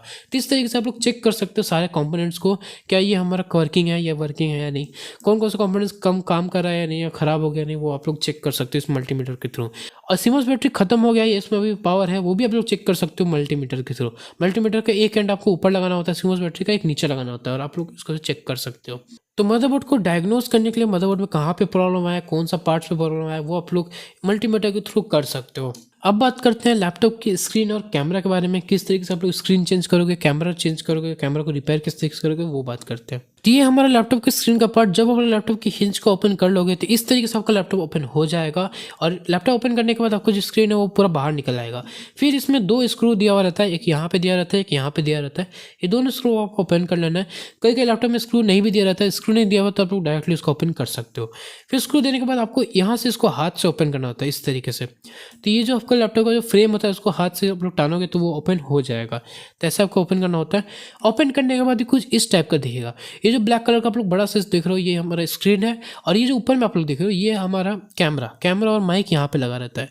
अगर आपका लैपटॉप का कैमरा ख़राब हो गया तो आपको सिंपली यहाँ से कनेक्टर को निकालना है, और ये कैमरा को आप लोग बहुत ही आराम से रिप्लेस कर पाओगे। इसके अंदर जब आपको सीरियल नंबर मिल जाएगा, सेम टू सेम इसी टाइप का मॉड्यूल खरीद के लाओगे और उसको लगा दोगे और आपका कैमरा काम करने लग जाएगा। और यहाँ पे हमारा वाईफाई का एंटीना, जो आप लोग यहाँ पे देख रहे हो, वाईफाई ब्लूटूथ का एंटीना हमारा कुछ इस तरीके से लगा हुआ रहता है, और सेंसर भी यहाँ पे लगा रहता है, जिससे जब आप लैपटॉप को बंद करोगे तो ऑटोमेटिक स्क्रीन आपका ऑफ हो जाएगा। और ये जो आप लोग देख रहे हो ये हमारा स्क्रीन को चेंज करने के लिए यहाँ पे स्क्रू लगा रहता है। जैसे यहाँ पे एक स्क्रू लगा रहेगा, यहाँ लगा रहेगा, और यहाँ लगा रहेगा, और यहाँ पे भी एक लगा रहेगा। तो 4 स्क्रू को आपको निकालना होता है, फिर जो स्क्रीन है वो आपका निकल जाएगा। आप लोग को सिंपली हल्का से इसको निकालना होता है और आपको पूरा स्क्रीन निकल जाएगा कुछ इस तरीके से। स्क्रीन निकलने के बाद नीचे में देखिए यहाँ पे एक कनेक्टर लगा रहता है। तो ये जो कनेक्टर है इसको आपको निकालना होता है। तो इसके ऊपर एक सेलो टेप लगा हुआ है, आप सिंपली सेलो टेप को हटाओगे, फिर ये पिन आपका बहुत ही आराम से निकल जाएगा। फिर यहाँ पे आपको एक स्टिकर मिलता है जिसके अंदर मॉडल नंबर और सीरियल नंबर लिखा रहता है। आपको simply same to same serial number से सेम स्क्रीन आपको सर्च करना है मार्केट में, और सेम टू सेम स्क्रीन आपको लेके आना है, उसको लगाना है, फिर आपका स्क्रीन काम करने लग जाएगा। तो इस तरीके से आपको स्क्रीन को रिप्लेस करना होता है। और आपने एक और चीज़ देखी, जब भी आप लोग स्क्रू को ओपन करोगे तो आपको ऑलवेज स्क्रू को अलग अलग सेक्शन में रखना है और अच्छे तरीके से रखना है, ताकि जब भी आप लोग स्क्रू को जहाँ पे जो स्क्रू लगा हुआ था वहाँ पर आप लोग लगा पाओ। तो अच्छे से आपको स्क्रू को ऑर्गेनाइज करके रखना होगा। अभी तक जो लैपटॉप आप लोग ने देखा वो था एक नॉर्मल लैपटॉप जो कि नॉर्मल लोग यूज़ करते हैं। अब बात करेंगे हम लोग गेमिंग लैपटॉप के बारे में। गेमिंग लैपटॉप के अंदर गेमिंग भी करते हैं लोग, और एडिटिंग के लिए भी गेमिंग लैपटॉप सबसे बेस्ट होता है। गेमिंग लैपटॉप के अंदर आप लोग को 2 चीज़ एक्स्ट्रा देखने को मिल जाता है। एक तो गेमिंग लैपटॉप में कूलिंग बहुत अच्छी तरीके से दी हुई रहती है। सेकंड, आप लोग को गेमिंग लैपटॉप में एक डेडिकेटेड ग्राफिक कार्ड मिलता है जो कि वीडियो एडिटिंग के टाइम और कोई भी एनिमेशन वगैरह करने के टाइम बहुत ज़्यादा हेल्पफुल होता है, और गेम खेलने टाइम भी हेल्पफुल होता है। तो डेडिकेटेड ग्राफिक कार्ड आप लोग को मिलता है गेमिंग लैपटॉप पे। तो चलिए अब गेमिंग लैपटॉप को थोड़ा देखते हैं। तो ये हमारे एक HP पवेलियन के गेमिंग लैपटॉप जो काफ़ी ज़्यादा पॉपुलर है। बाय द वे मैं जो लैपटॉप यूज़ करता हूँ ये Acer Nitro 5 में यूज़ करता हूँ, लेकिन ये जो लैपटॉप है ये HP पवेलियन लैपटॉप है जो काफ़ी ज़्यादा पॉपुलर है। ये गेमिंग लैपटॉप है। इसका लुक्स देख के आप लोग समझ गए होंगे, काफ़ी गेमिंग वाला लुक्स आ रहा है। इसमें RGB कीबोर्ड भी दी हुई है। अब चलिए इसके अंदर से देखते हैं। तो इसको ओपन करने के लिए आपको सिंपली इसको उल्टा करना है। उल्टा करने के बाद आपको जो स्क्रू मिलता है ये सही में सारे स्क्रू को आपको ओपन कर लेना है। सारे स्क्रू को ओपन करने के बाद आपको सिंपली ओपनर को यूज़ करना है, और जो सारे जो साइड्स के लॉक्स होते हैं उसको वो ओपन कर लेना है। ओपन करने के बाद आपका जो गेमिंग लैपटॉप है कुछ इस तरीके से ओपन हो जाएगा, और जब आपका लैपटॉप ओपन हो जाएगा तो कुछ ऐसा दिखेगा। तो ये है गेमिंग लैपटॉप। अब ये जो गेमिंग लैपटॉप है थोड़ा सा डिफरेंट दिख रहा है नॉर्मल लैपटॉप से। क्या क्या डिफरेंस है वो मैं आपको दिखाता हूँ। सबसे पहला डिफरेंस कि आपको इसमें बहुत ही बड़ा हीट सिंक देखने को मिल रहा है, जो कि इतना बड़ा हीट सिंक इसमें दिया हुआ है। सेकंड डिफरेंस, इसमें आप लोग को 2 फैन देखने को मिल रहा है। तो 2 फैन यहाँ पे दिया हुआ है, और इसमें 2 आपको एक इस तरीके से हीट सिंक देखने को मिल रहा है, जो कि एक हमारा CPU और एक है हमारा ग्राफिक कार्ड। और ये जो आप लोग साइड में देख रहे हो ये हमारा DRAM। तो यहाँ पे हमारा सीपीयू रहता है, यहाँ पे हमारा ग्राफिक कार्ड रहता है, इस साइड वाला पार्ट में हमारा ग्राफिक मेमोरी रहता है जिसको हम लोग डी रैम बोलते हैं। डी रैम भी काफ़ी ज़्यादा हीट हो जाता है जब हम लोग गेम वगैरह खेलते हो तो इसीलिए यहाँ पे प्रॉपर कूलिंग सिस्टम दिया हुआ है। अब ये काम कैसे करता है, नॉर्मल लैपटॉप में वहाँ पे एक पाइप दिया हुआ था, यहाँ पे आप देख सकते हो गेमिंग लैपटॉप में यहाँ पे दो पाइप लगा हुआ है कॉपर का, इसको पेंट करके ब्लैक कर दिया गया लेकिन ये अंदर से कॉपर ही है। और जो ब्लैक कलर होता है काफ़ी ज़्यादा हीट को एब्जॉर्ब करता है, इसलिए इसको यहाँ पे ब्लैक कलर का किया गया है। और ये जो गेमिंग लैपटॉप है इसमें एक चीज़ आप लोग देख रहे होंगे, इसमें जो दो पाइप लगा हुआ है क्यों लगा हुआ है, क्योंकि जो गेमिंग लैपटॉप का प्रोसेसर होता है ये काफ़ी ज़्यादा हाई एंड प्रोसेसर होता है, ये ओवरक्लॉकिंग को सपोर्ट करता है। तो ओवरक्लॉकिंग का जो प्रोसेसर होता है वो काफ़ी ज़्यादा हैवी होता है, काफ़ी ज़्यादा हीट भी प्रोड्यूस करता है, इसलिए इसमें प्रॉपर जो कूलिंग सिस्टम उसकी जरूरत पड़ती है। और सिमिलरली ग्राफिक कार्ड में भी कूलिंग सिस्टम प्रॉपर तरीके से लगा हुआ है जो कि दोनों की हीट को ट्रांसफर करता है हीट सिंक पे, और हीट सिंक में काफ़ी बड़ा है, इसमें काफ़ी मोटा भी है, आप लोग देखिए इतना मोटा हीट सिंक है इसमें। और हीट सिंक के बाद यहाँ पे आप लोगों को दो फैन मिलता है, जो दोनों फैन काफ़ी ज़्यादा फास्ट घूमता है, काफ़ी स्पीड में घूमता है, और इसमें का जो मोटर रहता है वो भी काफ़ी पावरफुल रहता है और ये हीट सिंक को ठंडा करता है। तो इस तरीके का कूलिंग सेटअप आप लोगों को देखने को मिलता है। जब आप लोग किसी भी इस टाइप के लैपटॉप को ओपन करोगे तो इसमें आपको थर्मल पेस्ट थोड़ा ज़्यादा लगेगा, हो सकता है आपको इसमें दो थर्मल पेस्ट लग जाए। एक थर्मल पेस्ट आप लोगों को सीपीयू में लगाना होता है, दूसरा जीपीयू में लगाना होता है, तीसरा आप लोगों को डी रैम में लगाना होता है। डी रैम में थर्मल पेस्ट लगाना होता है, थर्मल पैड भी आप लोग लगा सकते हो। थर्मल पैड कैसा दिखता है वो ये एसएसडी पे लगा हुआ है, तो एसएसडी खोलेंगे तो हम लोग देखेंगे। और यहाँ पे आप लोग देख सकते हो बैटरी जो है इसका, पिछले वाले लैपटॉप में जो हम लोगों ने बैटरी देखा था वो बैटरी पूरा निकालना पड़ता था, लेकिन यहाँ पे देखिए यहाँ पे एक कनेक्टर दिया हुआ है, तो इस तरीके से आप लोग बैटरी को यहाँ से निकाल सकते हो। और जब आपको बैटरी रिप्लेस करना है तब आपको पूरा बैटरी निकालना होगा। और एक चीज़ मैं आप लोग यहाँ पे बोलना चाहूँगा कि जब भी आप लोग लैपटॉप में कुछ भी काम कर रहे हो, कुछ भी चीज़ आपको चेंज करना है, रैम चेंज करना है, स्टोरेज चेंज करना है, तो पावर सप्लाई को ऑलवेज डिस्कनेक्ट करके कीजिए। पावर सप्लाई मतलब पहले तो आपको यहाँ से डिस्कनेक्ट करना है, कोई भी चार्जर इसमें लैपटॉप में लगा हुआ होना नहीं चाहिए। सेकेंड थिंग, आप लोग का बैटरी जो है, बैटरी का जो ये केबल है, ये जो केबल दिख रहे हो, ये आप लोग को डिस्कनेक्ट कर देना है, इसको निकाल दोगे तो ये डिस्कनेक्ट हो जाएगा। तो डिस्कनेक्ट करने से क्या होगा, ये जो मदरबोर्ड है, ये जितने भी कॉम्पोनेंट है उसमें पावर नहीं रहेगा, मतलब इलेक्ट्रिसिटी फ्री हो जाएगा। और जब भी हमारा बैटरी कनेक्टेड रहता है तो ये जो मदरबोर्ड है इसमें सब में करंट रहता है, तो हो सकता है जब हाथ से आप लोग टच करो तो शॉर्ट वगैरह हो जाए। आपको करंट वगैरह से लगेगा नहीं क्योंकि ये डीसी करंट होता है, फिर भी कोई कंपोनेंट डैमेज होने का चांसेस रहता है। इसलिए ऑलवेज आप लोगों को पावर सप्लाई को हटाने के बाद कुछ भी काम करना है हार्डवेयर से रिलेटेड लैपटॉप के अंदर। इस तरीके का हमारा लैपटॉप है। अब ये जो गेमिंग लैपटॉप है इसमें एक चीज़ आप लोग देख रहे होंगे कि इसमें स्टोरेज का आपको काफ़ी अच्छा ऑप्शन मिलता है। इसमें खैर नहीं है, लेकिन जो मेरा जो लैपटॉप है उसमें स्टोरेज काफ़ी अच्छा खासा दिया गया है, मतलब कि आप उसमें बहुत ज़्यादा अपग्रेड कर सकते हो। M.2 स्लॉट मेरे वाले लैपटॉप में दो दिया गया है, इसमें एक M.2 स्लॉट है और एक SATA स्लॉट भी दिया गया है। तो इसमें बेसिकली दो ही है, लेकिन किसी किसी में तीन भी रहता है, तो तीन स्टोरेज का ऑप्शन रहता है। इसमें आप लोग बहुत ज़्यादा अपग्रेड कर सकते हो। उसको आप लोग 2 TB 4 GB 5 TB तक भी ले जा सकते हो अपनी स्टोरेज को। आप लोग एक लैपटॉप में 5 TB स्टोरेज लगा सकते हो गेमिंग लैपटॉप के अंदर, जबकि नॉर्मल लैपटॉप में ये चीज़ सपोर्टेड नहीं रहता है। और इस लैपटॉप की बात करें अगर ऊपर से हम लोग देखें तो यहाँ पे आप लोग को हिंज मिलता है, जैसा सभी लैपटॉप में रहता है। तो अगर मैं आपको प्रॉपर्ली दिखाऊं इसका ब्रेक डाउन करके, तो यहाँ पे आप लोग देखिए। अब चलिए थोड़ा डिटेल में देख लेते हैं इस लैपटॉप के अंदर को क्या क्या मिलता है। तो ऊपर से स्टार्ट करते हैं। ये आप लोग को हिंज मिलता है, इसको हिंज बोलते हैं, जो कि मैंने आपको बताया था, ये हिंज है। और ये जो आप लोग देख रहे हो ब्लैक कलर का, ये हमारा स्पीकर है। तो आप लोग देख के समझ जाओगे कि ये हमारा स्पीकर कुछ ब्लैक कलर का होता है। फिर ये तो हमारा हीट सिंक है, मैंने आपको बताया था इस टाइप का हीट सिंक होता है हमारा। फिर ये हमारा हीट सिंक का ही पार्ट हुआ ये सब। फिर ये हमारा फ़ैन है, जो फ़ैन आपको मिलता है। फिर ये जो आप लोग देख रहे हो ये है हमारा SATA SSD, तो इसको हम लोग SSD बोलते हैं। SATA SSD कुछ ऐसा होता है, और ये SATA है क्योंकि ये SATA पोर्ट में कनेक्टेड है, ये है हमारा SATA पोर्ट। और ये जो आप देख रहे हो ये है हमारा USB कंट्रोलर। आप लोग देख सकते हो ये कंट्रोलर हमारा अलग से है। सो ये USB कंट्रोलर है। ये दो स्क्रू यहाँ पे दिया हुआ है, एक यहाँ पे स्क्रू है, एक यहाँ पे स्क्रू है। ये दो स्क्रू को खोलने के बाद ये USB कंट्रोलर आपका बाहर निकल आएगा। तो यहाँ पे हमारा USB एक दिया हुआ है जिसमें हम लोग पेन ड्राइव वगैरह लगा सकते हैं। और ये USB हब हमारा कनेक्टेड है यहाँ से ये केबल जा रहा है और ये जाके इसको कनेक्ट कर रहा है, ठीक है। और जो यहाँ पे आप लोग देख रहे हो ये मदरबोर्ड है हमारा ब्लू कलर का, जो आपको दिख रहा है सबसे बड़ा सा। और इस साइड में भी आपको कुछ पोर्ट्स मिल जाते हैं। यहाँ पे हमारा HDMI पोर्ट्स है, और ये है हमारा USB पोर्ट है, ये LAN पोर्ट है, ये Type-C पोर्ट है। इस टाइप का पोर्ट्स मिल जाता है आप लोग को। और अगर देखें तो ये हमारा वाईफाई कार्ड है जो मैंने आपको दिखाया था। ये हमारा रैम है, और देखिए इसमें एक रैम का स्लॉट खाली है जिसमें आप लोग और एक रैम को अपग्रेड कर सकते हो। तो इस तरीके से आपको रैम को अपग्रेड करना है। और ये जो चीज़ आप लोग देख रहे हो, ये मेटल का जो आप देख रहे हो, ये हमारा SSD है। और SSD के ऊपर हीट सिंक लगा हुआ है। जो गेमिंग लैपटॉप होता है और जो NVMe SSD होता है वो काफ़ी ज़्यादा हीट होता है, तो इसके ऊपर हीट सिंक लगा रहता है। अगर आप नॉर्मल टास्क कर रहे हो, उसमें वर्ड एक्सेल खोल रहे हो, तो वो हीट नहीं होगा। यूट्यूब वगैरह देख रहे हो तो हीट नहीं होगा, लेकिन गेमिंग वगैरह करने के टाइम ये चीज़ हीट होता है, तो इसलिए इसमें हीट सिंक लगा हुआ है। तो तो इस तरीके से इसमें हीट सिंक लगा हुआ आता है। और अगर नहीं लगा हुआ है तो मार्केट में भी हीट सिंक मिलता है, इसको आप लोग लगा सकते हो अपने लैपटॉप के अंदर। मैंने भी अपने लैपटॉप पे हीट सिंक लगाया हुआ है, बहुत ज़्यादा हेल्पफुल होता है। अगर आप हीट सिंक लगाते हो तो आपका जो एसएसडी का लाइफ है वो बढ़ जाता है, तो कूलिंग काफ़ी अच्छा हो जाता है एसएसडी का, और ओवरऑल एसएसडी के हेल्थ के लिए ये चीज़ काफ़ी अच्छा होता है। तो हीट सिंक आपको लगा लेना है। ऐसे तो बाय डिफ़ॉल्ट गेमिंग लैपटॉप में दिया हुआ रहता है, लेकिन अगर नहीं दिया हुआ है तो आप लोग लगाओगे तो काफ़ी बेटर रहेगा। नेक्स्ट आप लोग यहाँ पे कुछ कनेक्टर मिल जाता है, जो कि ये हमारा कीबोर्ड कनेक्टर है, ये हमारा ट्रैक पैड का कनेक्टर है, और ये हमारा बैटरी कनेक्टर है, और ये जो आप लोग देख रहे हो ये हमारा चार्जिंग कनेक्टर है, जो आप लोग चार्जिंग पोर्ट पर लगाते हो। ये ब्लैक वायर देखिए, ये ब्लैक वायर ऐसे जा रहा है और यहाँ पर लगा हुआ है।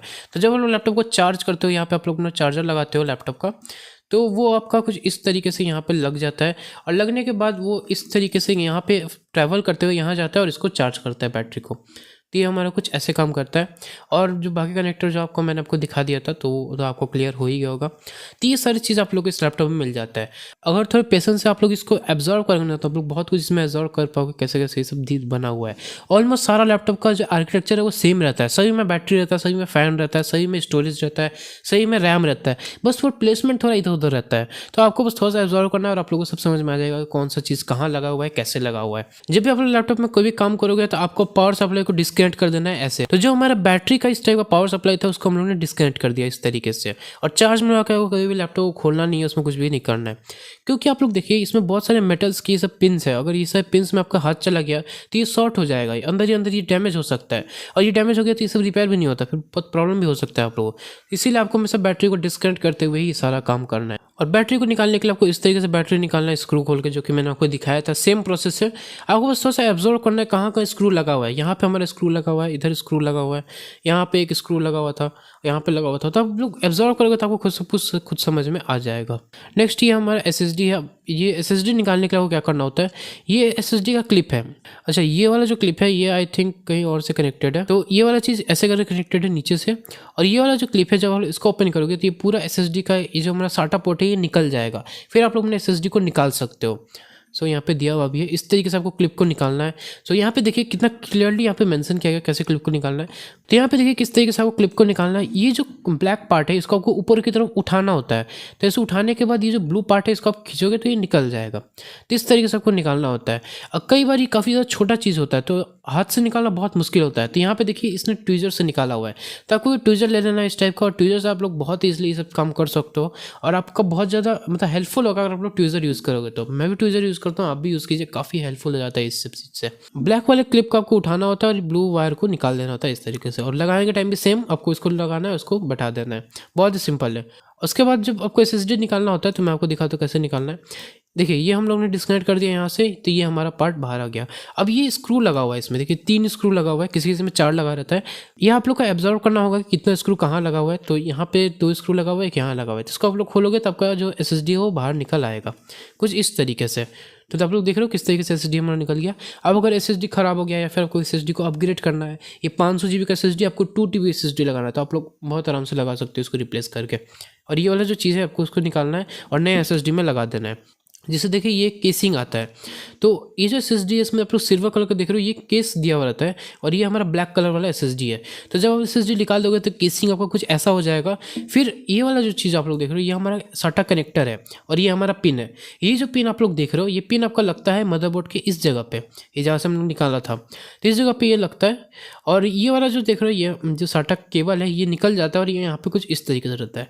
फिर जब आपका नया एसएसडी होगा वो आप लोग यहाँ पे लगाओगे, लगाने के बाद ये क्लिप लगाओगे और बाद में वापस स्क्रू को लगा दोगे और आपका हो जाएगा। और ये है आपका पावर केबल जो कि इस तरीके से निकल जाता है। अगर पावर केबल आपको चेंज करना होगा तो ऐसे आपको निकालना होता है। अब ये है हमारा M.2 SSD जो कि कुछ इस टाइप का है मेटल की केसिंग के साथ, क्योंकि ये हीट सिंक लगा हुआ है इस पर। अब हीट सिंक कैसा होता है वो मैं आपको दिखाता हूँ। तो जैसे मैंने आप लोगों को स्टार्टिंग बताया था M.2 SSD को कैसे निकालना है, सेम प्रोसेस है। ये वाला जो स्क्रू है आपको निकालना होता है, फिर आप लोग नॉर्मली इसको खींचोगे और ये आपका निकल जाएगा SSD। अभी देखिए ये जो SSD लगा हुआ है ये कुछ इस टाइप का लगा हुआ है, इसके नीचे एक थर्मल पैड है वो भी मैं आपको दिखाता हूँ। तो SSD से और थर्मल पैड को आप लोग निकाल सकते हो। तो निकालने के बाद देखिए ये रहा आपका SSD और ये रहा आपका हीट सिंक, और ये आप लोग जो स्टिकर टाइप का देख रहे हो ना व्हाइट कलर का एक टेप जैसा लग रहा है, ये इसको कहते हैं हम लोग थर्मल पैड। अभी थर्मल पैड क्या करता है मैं आपको एक्सप्लेन करता हूँ। तो ये जो आप लोग एल्यूमिनियम का जो मेटल देख रहे हो ये मेटल हमारा हीट होता है, और हीट कैसे होता है, कैसे ये SSD को ठंडा रखता है इसका मैं आपको साइंस समझाता हूँ। तो ये जो आप लोग SSD देख रहे हो ये पूरा खाली है, ये पूरा चिप खाली है, बस यहाँ पे हमारा ये चिप है। सारा जो हमारा डेटा होता है वो इस चिप के अंदर स्टोर रहता है। अब ये जो एसएसडी है, आई थिंक ये बहुत छोटा एसएसडी है, इसलिए ऐसा है। तो अगर यहाँ पे एक्चुअली दिख नहीं रहा है, लेकिन मेरे अकॉर्डिंग ये 500 जीबी का एसएसडी होगा। अगर आप लोग 1 टीबी या 2 टीबी का एसएसडी लोगे तो ये आपका 4 चिप रहेगा। जैसे 500 जीबी का ये चिप हुआ, एक और 500 जीबी का चिप यहाँ रहेगा तो 1 टीबी एसएसडी हुआ, फिर 2 चिप और रहेगा तो वो हुआ हमारा 2 टीबी एसएसडी। तो जितना बड़ा एसएसडी लोगे उतना ज़्यादा चिप आप लोग को मिलेगा। ये छोटा एसएसडी है, 500 जीबी का एसएसडी है, इसलिए इसमें सिर्फ सिंगल चिप है। अब देखिए, अगर आप लोग नॉर्मली इसको यूज़ करोगे बिना हीट सिंक का तो ये चिप आपका गर्म होगा, गर्म होने के बाद ये जल्दी ठंडा नहीं हो पाएगा। लेकिन वहीं पे जब आप लोग हीट सिंक लगाओगे तो ये जो चिप है, ये चिप इस जो थर्मल पैड है, थर्मल पैड के साथ चिपक जाएगा। और चिपकने के बाद थर्मल पैड क्या करेगा, थर्मल पैड ये चिप का जो हीट है उसको एब्जॉर्ब करेगा ये थर्मल पैड में, तो पूरा थर्मल पैड गर्म हो जाएगा इस चिप के हीट से। और ये जो थर्मल पैड गर्म होने के बाद ये एल्यूमिनियम का आप लोग केसिंग देख रहे हो, ये पूरा मेटल के केसिंग में उसको ट्रांसफर कर देगा। तो ये जो चिप का हीट है वो थर्मल पैड अपने अंदर एब्जॉर्ब कर लेगा, फिर ये जो मेटल का केसिंग है ये थर्मल पैड का हीट को एब्जॉर्ब कर लेगा, और इस तरीके से आपका जो मेन चिप है वो ठंडा रहेगा। तो इस तरीके से हमारा काम करता है हीट सिंक। और ये जो हीट सिंक है लगाना रिकमेंडेड रहता है। अगर आप लैपटॉप में हीट सिंक लगाओगे तो आपका एसएसडी का लाइफ बढ़ जाएगा, परफॉर्मेंस भी आपको अच्छा मिलेगा, और गेमिंग वगैरह करते टाइम पे आपको काफ़ी अच्छा परफॉर्मेंस मिलेगा, क्योंकि हीट से काफ़ी चीज़ें खराब हो जाती है। तो अगर आप लैपटॉप पे गेमिंग करते हो, GTA 5 हैवी गेम्स खेलते हो, प्रीमियर प्रो चलाते हो, तो हीट सिंक आपके लैपटॉप में होनी चाहिए एसएसडी के अंदर, NVMe SSD के अंदर। अब अगर आपको फ़ैन निकालना है, गेमिंग लैपटॉप का जो फ़ैन है काफ़ी ज़्यादा गंदा हो जाता है, और इसी जगह पे ना यहाँ पे देखिए डस्ट आ जाता है काफ़ी ज़्यादा, तो इस जगह पे आपको क्लीन करना होता है। और ये जो हमारा हीट सिंक है वो बहुत सारा छोटा छोटा पाइप्स होता है। अगर मैं आपको ध्यान से दिखाऊँ, आप लोग को ध्यान से देखिए, यहाँ पे वो छोटा छोटा कट टाइप का दिख रहा है, ये कट हमारा पाइप होता है। छोटा छोटा बहुत सारा हीट सिंक में पाइप होता है, उसके अंदर डस्ट जाके जमा हो जाता है, तो वो जो पूरा पाइप है उसको जाम कर देता है, तो आपको उसको क्लीन करना होता है। अगर लैपटॉप में बहुत ज़्यादा ओवर हीटिंग का इशू आ रहा है तो आपको लैपटॉप के फ़ैन को हटाना होता है, फ़ैन को क्लीन करना होता है, और हीट सिंक को भी क्लीन करना होता है। तो जहां जहां फैन में हमारा स्क्रू लगा है वो सारे स्क्रू को आपको हटाना होता है। तो स्क्रू को हटाने के बाद आप लोग को फैन को डिस्कनेक्ट कर देना है। तो यहाँ पे आप लोग देखिए इस टाइप का क्लिप है, जिसमें हमारा फैन का जो वायर है वो जाके इस क्लिप में मदरबोर्ड के साथ अटैच है। और ये क्लिप के लिए देखिए ट्वीजर से इसको बहुत ही इजीली आप लोग निकाल सकते हो, बस खींचना निकल जाएगा, फिर लगाओगे वापस लग जाएगा। और यहाँ पे देखिए, यहाँ पे भी सेम प्रोसेस है, यहाँ पे भी क्लिप है, और ये क्लिप हमारा लगा हुआ है ट्वीजर के साथ, मतलब मदरबोर्ड के साथ। तो इस चीज़ को भी आपको निकालना है, तो इसको बस आप लोग ऊपर खींचोगे और ये आपका निकल जाएगा। बहुत ही सिंपल है, और बस आपको बहुत ध्यान से निकालना होता है, एकदम जोर से टान दोगे तो टूट भी सकता है, और फिर ये प्रॉब्लम हो जाएगा, फिर आपको पूरा फ़ैन चेंज करना पड़ जाएगा। तो इस तरीके से आप लोग लैपटॉप के फ़ैन को निकाल सकते हो, गेमिंग लैपटॉप के फ़ैन को। और जब आप लोग निकालोगे तो कुछ इस तरीके से आपका फ़ैन निकल जाएगा। निकलने के बाद आप लोग ये जो नीचे का एरिया है इसको क्लीन कीजिए, फिर इसको फ़ैन को क्लीन कीजिए। इसमें आप लोग ब्लोअर से क्लीन कीजिए या पाइप से क्लीन कर सकते हो, एयर ब्लो करके, या फिर ये जो आपका फ़ैन का जो ब्लेड है इसको ब्रश से अच्छे से क्लीन करना होता है। एंड देन यह जो हीट सिंक होता है ना, यहाँ पे देखिए हीट सिंक में काफ़ी ज़्यादा गैप होता है, इसके अंदर से आप लोग एयर ब्लो कीजिए। तो एयर ब्लो करने से क्या होगा कि सारा जो डस्ट है वो एयर के साथ भी बाहर निकल जाएगा। तो एयर ब्लो करके आपको हीट सिंक को पूरा क्लीन करना होता है। इसके लिए आप लोग स्ट्रॉ यूज़ कर सकते हो, स्ट्रॉ लगा के आप लोग एयर ब्लो करोगे, सारा एकदम क्लीन हो जाएगा। तो ये चीज़ को आपको क्लीन करना थोड़ा इंपॉर्टेंट हो जाता है। और लैपटॉप को भी बेड पे रख के आपको यूज़ नहीं करना होता है। लैपटॉप को बेड पे रख के अगर आप लोग यूज़ करोगे तो इसमें काफ़ी ज़्यादा कॉटन डस्ट आ जाता है, जो कि बहुत ही जल्दी बंद कर देता है सारे हीट सिंक को। तो अवॉइड कीजिए लैपटॉप को बेड पे रख के यूज़ करने के लिए। अगर बेड पे रख के यूज़ कर रहे हो तो एक जो हार्ड कार्डबोर्ड होता है या फिर जो एग्जाम देने वाला बोर्ड होता है उसके ऊपर रख के यूज़ कीजिए, तब आपको ज़्यादा अच्छा परफॉर्मेंस देखने को मिलेगा, और लैपटॉप का लाइफ भी अच्छा रहेगा, और वो गंदा भी नहीं होगा जल्दी। तो इस तरीके से आपका फ़ैन निकल जाता है। उसके बाद आप लोग आराम से इसको क्लीन कर सकते हो। अगर फ़ैन ख़राब हो गया इसको रिप्लेस कर सकते हो। यहाँ पे सीरियल नंबर QR कोड मिल जाएगा आपको, इसका मॉडल नंबर पता चल जाएगा, फिर सिमिलर सा फ़ैन लाके आप लोग रिप्लेस कर सकते हो बड़े आराम से। फिर अगर लैपटॉप पे हिंज पे प्रॉब्लम आ गया तो यहाँ पे आप लोग देख सकते हो हिंज पे 3 स्क्रू दिया हुआ है। आपको सिंपली तीनों स्क्रू को ओपन करना होता है, फिर जो आपका हिंज है वो ओपन हो जाता है। और एक चीज़ मैं आपको बता रहा था ना कि ये जो हमारा USB मॉड्यूल है, तो यहाँ पे आप लोग देखिए ये जो हमारा USB मॉड्यूल है इस तरीके का, इसमें 2 स्क्रू है, एक स्क्रू यहाँ पे एक यहाँ पे, इसको आपको ओपन करना है। और ये जो कनेक्टर है देखिए, ये कनेक्ट है हमारा डायरेक्टली मदरबोर्ड से, जो कि यहाँ पे कनेक्टेड है। तो आप लोग इसको निकालोगे तो आपका ये पूरा मॉड्यूल निकल जाएगा। अब मॉडल नंबर की बात की जाए तो यहाँ पे देखिए इसका मॉडल नंबर दिया हुआ है, QR कोड में भी दिया हुआ रहता है, और यहाँ पे भी इसका मॉडल नंबर दिया हुआ है। तो कोई भी एप्लीकेशन से आप लोग QR कोड स्कैन करके या मॉडल नंबर देख के सेम टू सेम इसी मॉडल का आप लोग परचेज कर सकते हो। और हिंज निकालने के लिए आपको सिंपली तीनों स्क्रू को ओपन करना होता है। ओपन करने के बाद आप जब इसको उठाओगे तो इस तरीके से आपका हिंज निकल जाएगा। डस्ट आप लोग देखो कितना ज़्यादा डस्ट इसमें जमा हो गया। तो ऐसा होता है अगर आप लोग लैपटॉप में बेड पे रख के यूज़ करते हो तो इस टाइप का बहुत सारा कॉटन डस्ट आ जाता है, कॉटन के छोटे छोटे टुकड़े आ जाते हैं जो कि पूरे जाम कर देते हैं। और अगर आप बेड पे नहीं यूज़ करते हो, डेस्क पे यूज़ करते हो, तो डस्ट का टुकड़ा बहुत सारा आ जाता है, तो उसको क्लीन करना पड़ता है कभी कभी। और हिंज को निकालने के लिए आपको सिंपली 3 स्क्रू को ओपन करना है और आपका हिंज से निकल जाएगा। फिर पीछे के साइड में भी 3 स्क्रू होगा, उसको भी आपको ओपन कर लेना है। और जब मैंने आप लोगों को बताया यूएसबी पैनल को ओपन करने के लिए, इसके लिए आपको ये 2 स्क्रू को ओपन करना है और ये कनेक्टर जो लगा हुआ है यहाँ से आपको इसको ओपन करना है। ये जो व्हाइट वाला है इसको आपको उठाना है और ये आपका निकल जाएगा। चार्जिंग पोर्ट को चेंज करने के लिए बहुत सिंपल सा काम करना है, जैसे मैंने आपको पहले वाला दिखाया था। सिमिलर आपको यहाँ से इसको निकाल देना है और ये जो पूरा वायर है, ये पूरा वायर को आप लोग को चेंज कर देना है। कई बार ये वायर में कुछ शॉर्ट सर्किट हो जाता है या फिर जल जाता है कभी वायर, वर्स्ट केस में। तो अगर ऐसा कुछ हो रहा है तो आप लोग इसको रिप्लेस कर सकते हो बहुत आराम से। और ये है हमारा रैम तो मैंने आपको दिखाया था। यहाँ पे एक रैम लगा हुआ है और दूसरा रैम के लिए स्लॉट खाली है। तो स्लॉट में कौन सा रैम लगेगा वो पता करने के लिए आप लोग यहाँ पे वो नंबर मिलता है जिसमें आप लोग पता कर सकते हो कि DDR1 DDR2 कौन सा रैम लगेगा। और यहाँ पे ऑलरेडी जो रैम लगा हुआ है उसको देख सकते हो कि इसमें कौन सा रैम ऑलरेडी लगा हुआ है, उसके बाद उसको आप रिप्लेस कर सकते हो और यहाँ पे एक नया रैम लगा सकते हो, जिससे आपका परफॉर्मेंस काफ़ी ज़्यादा बढ़ जाएगा। अगर आप लोग ज़्यादा रैम लगाते हो अपने लैपटॉप में तो आपका जो लैपटॉप का जो मल्टीटास्किंग है वो काफ़ी ज़्यादा इंक्रीज हो जाता है। आप लोग मल्टीपल ऐप्स को यूज़ कर सकते हो, मल्टीपल टैब्स खोल सकते हो ब्राउज़र पे, और ये चीज़ काफ़ी ज़्यादा कन्वीनियंट होता है। तो मैं अपने लैपटॉप में काफ़ी ज़्यादा रैम लगा कर रखता हूँ। मैंने अपने लैपटॉप में 32 GB रैम लगा रखा है क्योंकि मैं बहुत ज़्यादा वर्क करता हूँ मल्टीपल सॉफ्टवेयर्स में, तो काफ़ी ज़्यादा कन्वीनियंट रहता है रैम को इंक्रीज़ करने से। इसके बाद है हमारा वाईफाई कार्ड जो कि कुछ इस टाइप का होता है। इसके अंदर 2 एंटीना होता है जो कि आप लोग यहाँ पे देख रहे हो, ये एक एंटीना है और एक ये एंटीना है। तो ये दोनों एंटीना को आप लोग इसको उठाओगे थोड़ा सा तो ये निकल जाएगा, इसमें ऐसा सच कोई प्रॉब्लम होता नहीं है। फिर ये जो आप लोग स्क्रू देख रहे हो, इस स्क्रू को आपको ओपन करना होता है। फिर नॉर्मली आपका जो वाईफाई कार्ड है वो भी निकल जाएगा इस तरीके से खींचने से। बहुत ही सिंपल है, आप लोग आराम से निकाल लोगे। अब बात करते हैं ट्रैक पैड के बारे में। तो ट्रैक पैड आप लोग किस तरीके से चेंज करोगे या फिर उसको रिपेयर करोगे। तो जब आप लोग बैटरी निकाल लोगे तो बैटरी के नीचे हमारा ट्रैक पैड रहता है। तो ये जो ट्रैक पैड है इसमें आपको 4 स्क्रू मिलता है, देखिए इस टाइप का। और ये स्क्रू ना छोटा रहता है, कोई स्क्रू छोटा रहता है, कोई बड़ा रहता है। तो जो आपका जो स्क्रू है, जो सेम साइज़ का स्क्रू वहीं पे लगना चाहिए और आपके पास एक प्रॉपर स्क्रू ड्राइवर होना चाहिए जिसमें आप लोग सारे टाइप का स्क्रू आपके पास हो। अगर आप लोग बड़ा स्क्रू ड्राइवर से छोटा स्क्रू खोलोगे ज़बरदस्ती तो आपका स्क्रू डैमेज हो सकता है, उसके बाद इसका थ्रेड कट जाएगा ना, तो बहुत प्रॉब्लम होगा इसको खोलने में।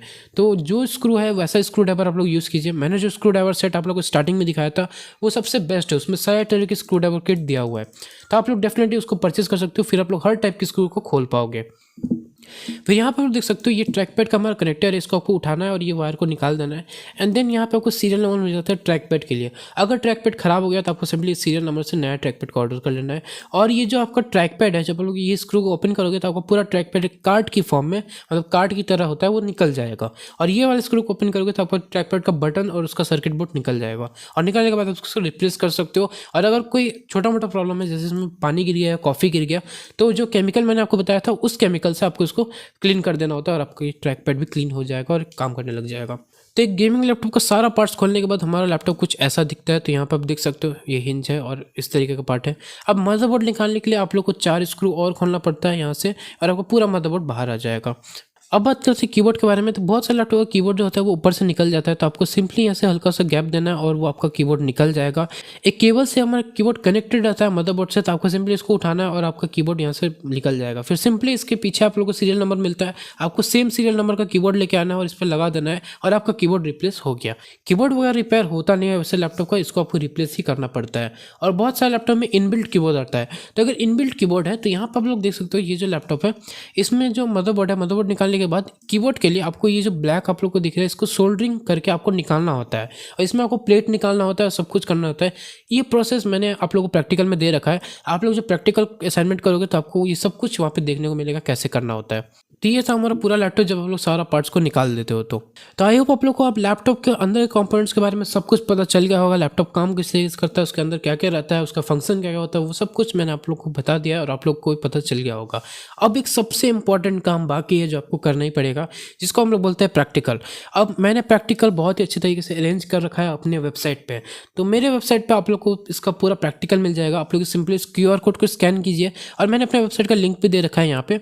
इस वेबसाइट पे भी विजिट कीजिए और यहाँ पे आप लोगों को प्रैक्टिकल मिलेगा। तो लैपटॉप हार्डवेयर और रिपेयरिंग का प्रैक्टिकल आप लोगों को यहाँ पे मिलेगा। इस क्यूआर कोड को स्कैन कीजिए। जब आप लोग इस क्यूआर कोड को स्कैन करोगे तो आप लोगों को टोटल 5 वीडियो मिलेगा। आपको पांचों वीडियो को देखना होगा और आप लोग इसको बहुत ही एब्जॉर्व करके देखिएगा। एब्जॉर्व करना बहुत इंपॉर्टेंट है कि लैपटॉप में अगर कोई पार्ट चेंज हो रहा है तो कैसे चेंज हो रहा है, कैसे किया जा रहा है, उसको प्रोसेस को देखिए, उसको पूरा एब्जॉर्व कीजिए, तब जाके आप लोग सीख पाओगे। तो हमारे वेबसाइट पे आप लोग को टोटल इसका पूरा प्रैक्टिकल मिल जाएगा। 3 से 4 घंटे का प्रैक्टिकल है, इसको आपको करना ही पड़ेगा तभी आप लोग मतलब सीख पाओगे।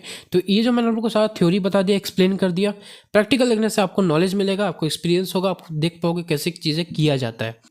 तो प्रैक्टिकल को तो आपको स्किप नहीं करना है, बस आपको 3-4 घंटा लगेगा, आपको पूरा प्रैक्टिकल कंप्लीट हो जाएगा। फिर आपके पास एक बहुत ही एडवांस नॉलेज हो जाएगा कंप्यूटर हार्डवेयरिंग और रिपेयरिंग का। अब बात करते हैं प्रैक्टिस के बारे में। प्रैक्टिस बहुत ज़्यादा इंपॉर्टेंट होता है। आप लोग डायरेक्टली थोड़ी ना कस्टमर के लैपटॉप को एकदम खोल के रिपेयर करने लग जाओगे। आपको सबसे पहले प्रैक्टिस करना होगा।